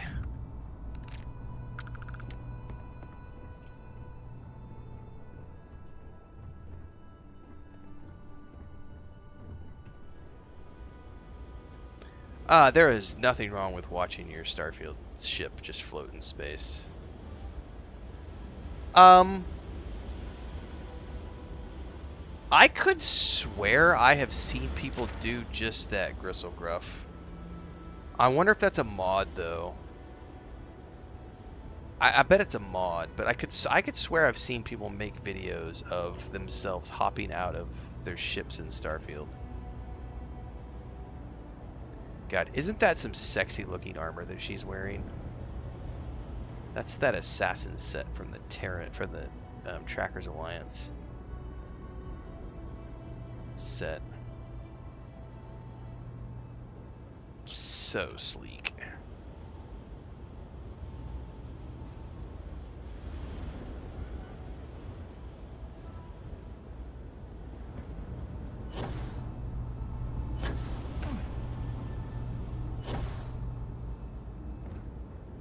Oh, we got another robot down there.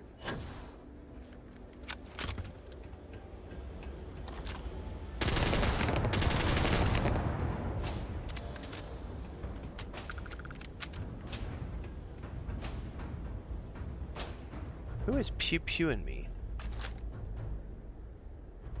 I know there's somebody down in there. Oh, here's a dude.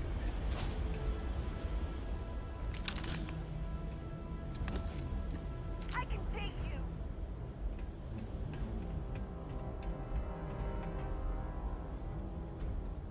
Woo! I almost smashed Platt on the ground.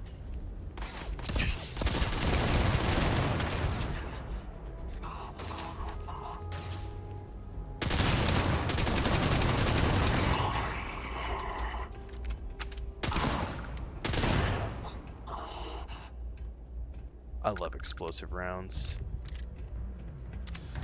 Sweet Pea Scissors is a mod for that. That's what I thought. I was trying to remember because I don't think you can do it in the base game, but I was like, I could swear I've seen people do that. Oh, a locked computer. I wonder if that's gonna be lore related or if that's just for like guardian robots. Fuck it, let's find out. Thank you, Sweet Pea, for digging up the name of that. Yeah.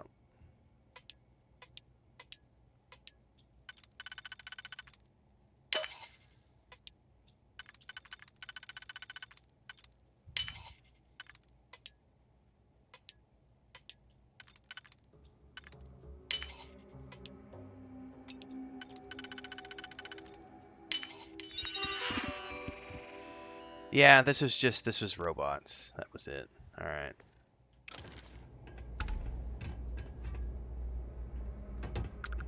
ZSW Airlocks is the name of the mod.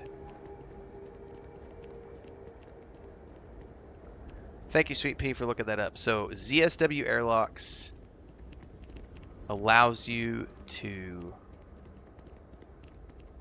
actually exit your ship in space and do spacewalking. That's actually kind of cool.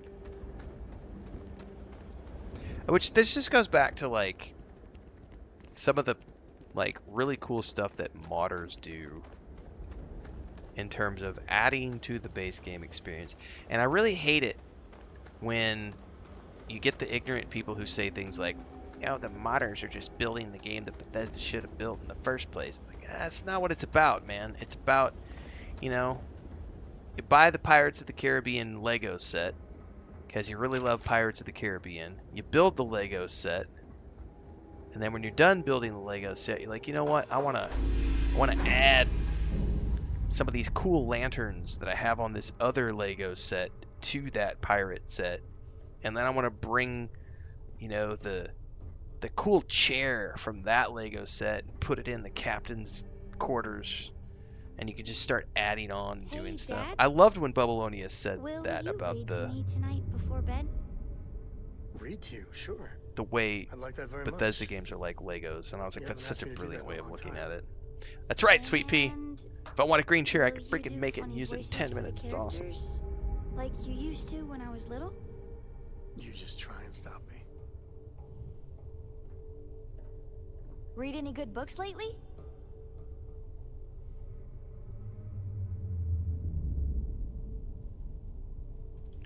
Dun, dun, dun, dun, dun, dun, dun, dun, dun, dun.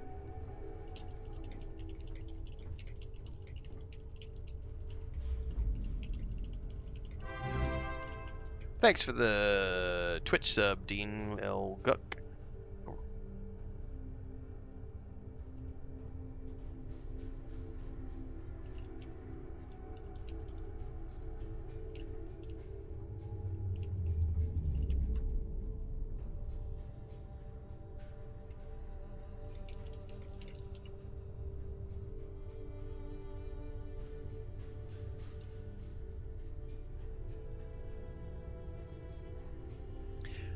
In sending this unsolicited feedback to Gray, I just reminded that I should probably make an episode for the How to Make a Living as a Content Creator and Streamer series on YouTube titles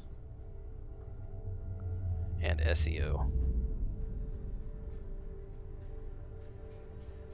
Because that would probably be a really informative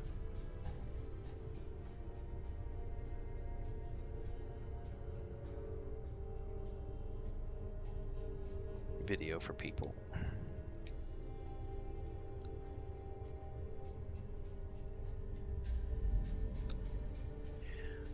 I know, Napier, right? How dare you play a game that you find fun and that makes you lots of money?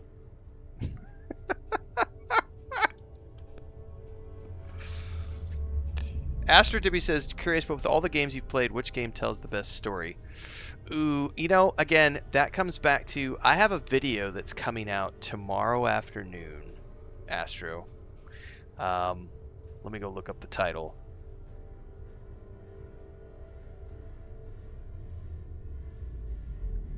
It is called Why I Can't Choose My Top 5 Games of All Time. Actually, that's tomorrow at 11 a.m. Central. Is Have that any new that books game's for coming me? out? So this ties into that video. If I can give you an answer, I can't pick like one. It's impossible for me to pick one.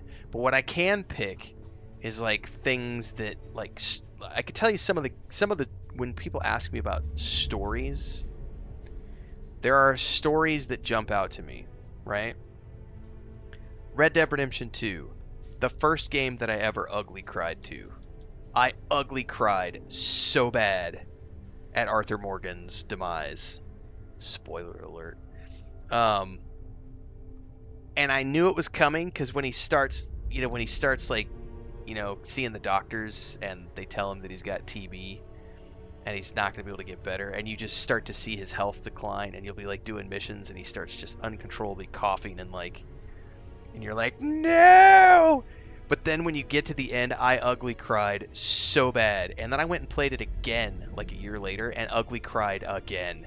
Like, it's like the Boromir death scene in Fellowship of the Ring. I ugly cry at that scene every fucking time when Sean Bean gives that speech to Viggo Mortensen about, I would have, followed you, my brother, my captain, my king. And I'm just like,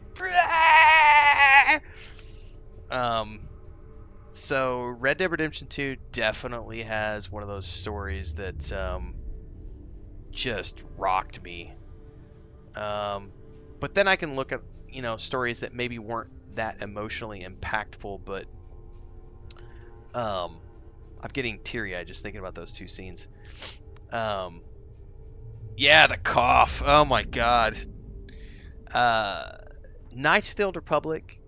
I can't play the game anymore because it's too outdated, but goddamn, the story in Knights of the Old Republic, gameplay aside, because I think that was something that Astro Dibby said was game. I think you said aside from gameplay and everything else.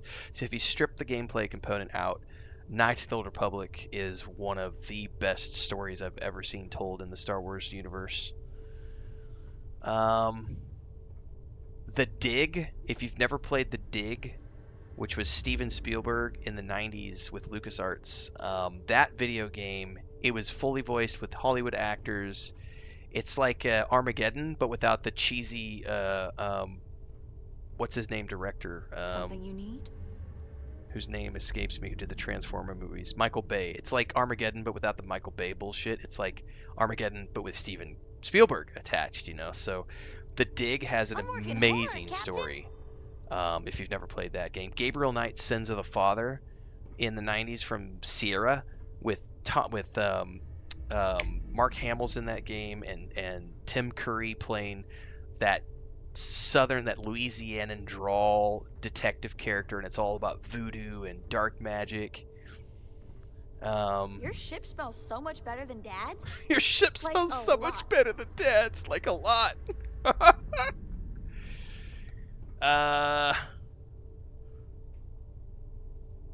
I mean, those are definitely things that jump out to me.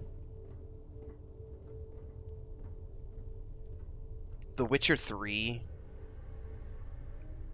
not necessarily the base Witcher 3, but the second expansion of Blood and Wine.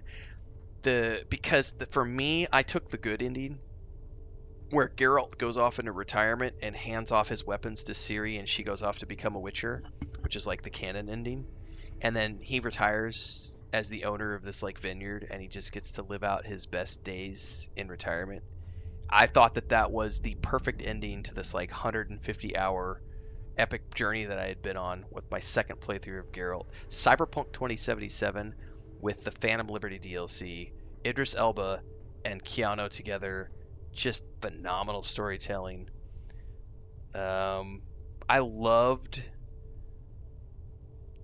it's a nostalgia moment for me, but if you never played this game, King's Quest 6 back in the mid-90s did a CD version of the game when they added full voiceovers to the game. And with the CD version, they had a full-on music. They had a professionally tracked, like Disney type style song for the princess. And I remember that song playing in the game was such an epic moment because it felt like I was, because I already, I had been playing those games on disc on hard discs, and then they come up with a CD version and it's fully voiced, and I'm just like, oh my god. And I remember like I had always loved the Quest for Glory series, but then when I played Quest for Glory 4 and it had John Rhys Davies as the narrator and it's fully voiced and it was like it's vampires and werewolves, and I was like, oh my god, this is so fucking cool. I'm like 15, 16 years old, however I was old at the time. That was a great story. So yeah, and the thing is like I could sit here for the next 6 hours and recount these thousands of games that I've played. And out of those thousands of games, as we talk about things, people are in chat and we're reminiscing about things. So it's like one of those questions that's really impossible to answer, because I could sit here for the next 6 hours and pull 100 titles out of my hat that have done a story exceptionally well. Going back to starting to play games in, the 80s. Watching my uncle play Zach McCracken in the Alien Mindbenders, and it was like a type command game where you're typing your commands at Monkey Island, and having to learn the insult riddles for the duels. Like, yeah, man. I mean, there is a magic part of gaming history that just kids of today aren't going to understand. One photo on my phone is the same size as the whole game. That's very true, Sweet Pea. That's so true. So true. What's been really fun, I follow, so Lori and Corey Cole, who made the Quest for Glory games, they did a game a few years ago, it's probably like a decade ago, called Hero University. They did it through Kickstarter. And it was an okay game, but because of Hero U, it brought them back into my circle, and I've been following them on YouTube now for ever since that project. And they play World of Warcraft together, and then they regularly replay the Quest for Glory games on their Twitch channel. So it's always kind of I don't get to watch them all the time, but I do try to catch a couple of their streams every single month, because I do like going back to the Sierra games. The Quest for Glory series was always my absolute favorite, just for the puns, but also just the fun. The first game in particular, I have extremely fond memories of, because it was the first game I can remember where I could play a class. So you could play a fighter, a thief, or a mage. And it was always the best to play a thief character if you were getting meta, because you could put like 1 point into everything with thief, but you couldn't on the other characters. But you could put a point into everything on the thief, and then if you just took the time to grind in the game, you could grind every skill to 100. And it was the first series I ever played where you could take your character and port it to the next game. So you could port your character from 1 into 2, from 2 into 3, from 3 into 4. And you could continue your character through the journey. That was the first game series I ever came across that did that, and I think it was the only one I could remember doing that until I played Mass Effect. And then Mass Effect kind of took it up a notch, where it was like, oh well, now we're carrying your decisions over into the next game as well. Dragon Age did that as well, the Dragon Age series. Speaking of which, like Dragon Age is another, Mass Effect is another, like goddamn, like the latex goddesses of Phobos. A little bit of a space quest. I love Jade Empire. Nathan Fillion in an early video game role.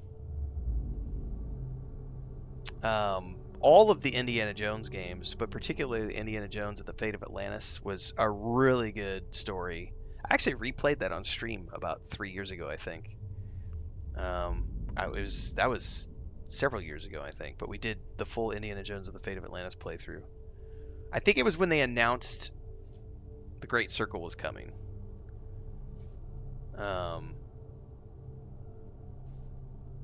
There were also, I want to say, Interplay. Interplay published The Fellowship of the Ring and The Two Towers in like the mid-90s, and both of those were exceptionally well done for the time period that they were, in terms of, versions of Lord of the Rings content.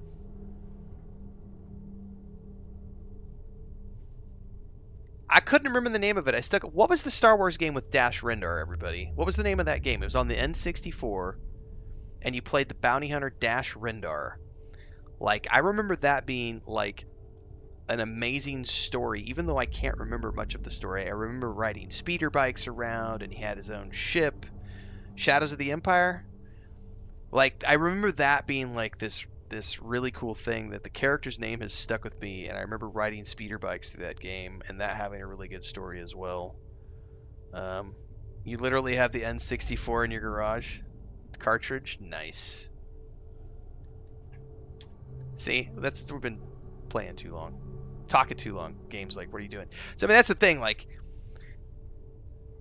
there is a video coming out tomorrow where we do the same thing. We literally had this similar discussion, but it was on a different theme because we were talking about, like, favorite games of all time. Somebody asked me to name my favorite 5 games, and I was like, I can't do that. Like, that's not going to happen. Crimson Desert is not on the list of best stories that I've ever played. Fuck no. Fuck no. Oh, no. No, Crimson Desert is not on the list of best story games I've ever played. That's way down at the bottom of the list. I don't think I've ever played a game that had a worse story. There were many elements of that game that I enjoyed. The story was not one of them. Oh my goodness.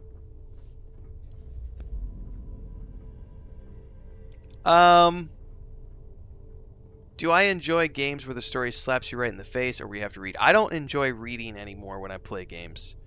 And the reason for that is because I stream full time, pretty much.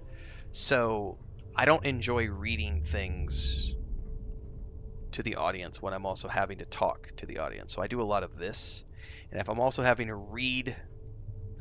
So, like, Rogue Trader was a good example of this. Rogue Trader is a phenomenal game, but Owlcat did not have the budget for a full voiceover. And there are walls of text that are novel length. And I lost my voice. So did Code Carnage. Code Carnage, I think, even was complaining. I can't remember if he abandoned that playthrough or not, but that was a thing for him where it's like there's so much text you just can't read it. Like, it's too much. So, and also as I've gotten older with my eyesight, like, I don't enjoy walls of text on my screen. I'm like, if I want to, I don't mind, like, Skyrim, where you have books, or Starfield, where there are computer entries and things, but I want the story to be told to me in some sort of narrative visual format, as if I am watching a video game TV show. I want there to be a good mix of plenty of voiceovers, narrative cutscenes. God of War Ragnarok, exceptional examples of that, like where you have plenty of action gameplay, but there's lots of really cool cutscenes throughout. Dragon's Dogma 2, Jesus. Yeah, DD2 had a very bad story. It was bad. That's another very bad story. Yeah. Yes, especially where it's handwritten or they don't have accessibility text to blow up the text. What game have I replayed the most? Ooh. Wow. I don't really play... There's not too many games that I've played more than 3 times through. I would say it's probably Baldur's Gate 2.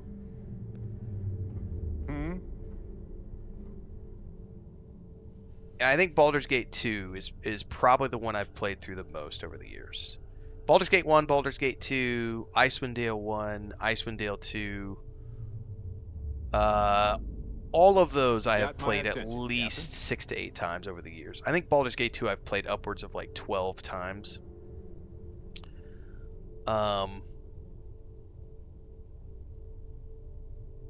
Yeah, it's got to be Baldur's Gate 2. What's on your mind? I think that was... I think I even played... I'm pretty sure I replayed Baldur's Gate 1 and 2 right when Baldur's Gate 3 was announced. Was the last time I played those 2 games, the enhanced editions.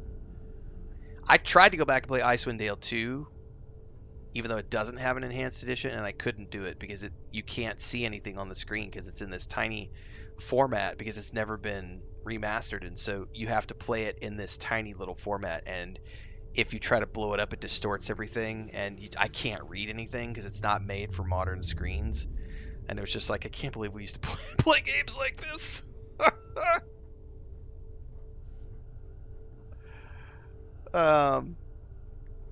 But yeah, in terms of games I've replayed, it's got to be it's Baldur's Gate 2.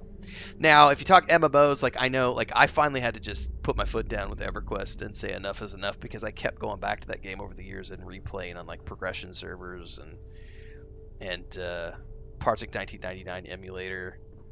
But I finally gave up on that. Maybe 3 or 4 years ago, I was like, that's enough. I'm no longer ever going back to EverQuest ever again.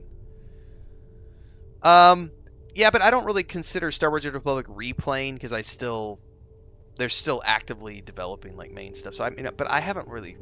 I mean, I've played that a couple of times over the last year.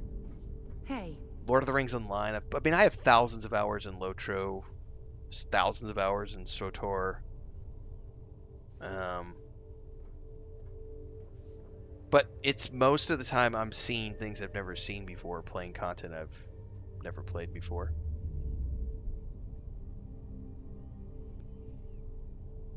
All right, I need to go feed my cats, everybody. It is time. So I'll be back in... What time is it? It's 4 o'clock. How long have we been going? 2.5 hours.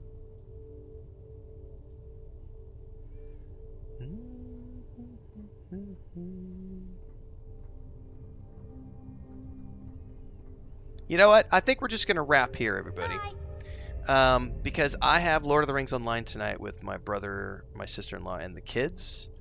And I should probably just relax and hang out with my wife for the next few hours. Because I think we start playing in like 2.5 hours. So I think we're going to call it here. Tomorrow morning, I will be... we're just going to do Starfield all day tomorrow. And Starfield all day Tuesday, all day Wednesday, all day Thursday, all day Friday. We're going to be doing Starfield all day, every day until the 14th, which is when Hades 2 and Replaced hit Xbox. So tomorrow we'll be continuing what we're doing right here, hanging out, chatting, playing a little bit, maybe do some ship building, some ship modding. We're just hanging out, burning time until the PS5 launch happens. And in between, we've got lots of guides and other videos happening. So make sure to get over to YouTube. As soon as we finish up here, I'm going to go push that Renfail rant live over on YouTube. So that'll be live in the next 10 minutes or so. So stay tuned for that. And then I've got a guide to clip out for tomorrow morning, which is going to be the lockpicking guide. I'm going to go work on that right now. Get that prepped and ready to go for 4 a.m. tomorrow morning. All right, everybody. Thanks for hanging out. Thanks for the new channel members, Prime memberships, subscriptions over on Twitch, all the good things. Thanks for being here and hanging out with me tonight. Make sure to follow along with Gray's stuff. Make sure to follow along with Bubblonia's stream stuff. Make sure to check out Sweet Pea's mod stuff. And I'm sure I've forgotten other people. Thorgan was here earlier. He's got a bunch of shipbuilding stuff that he's been doing. Check out his Twitter feed. We've shared that out before. And I will see everybody tomorrow for more Starfield. Until then, stay safe and happy gaming. Yeah?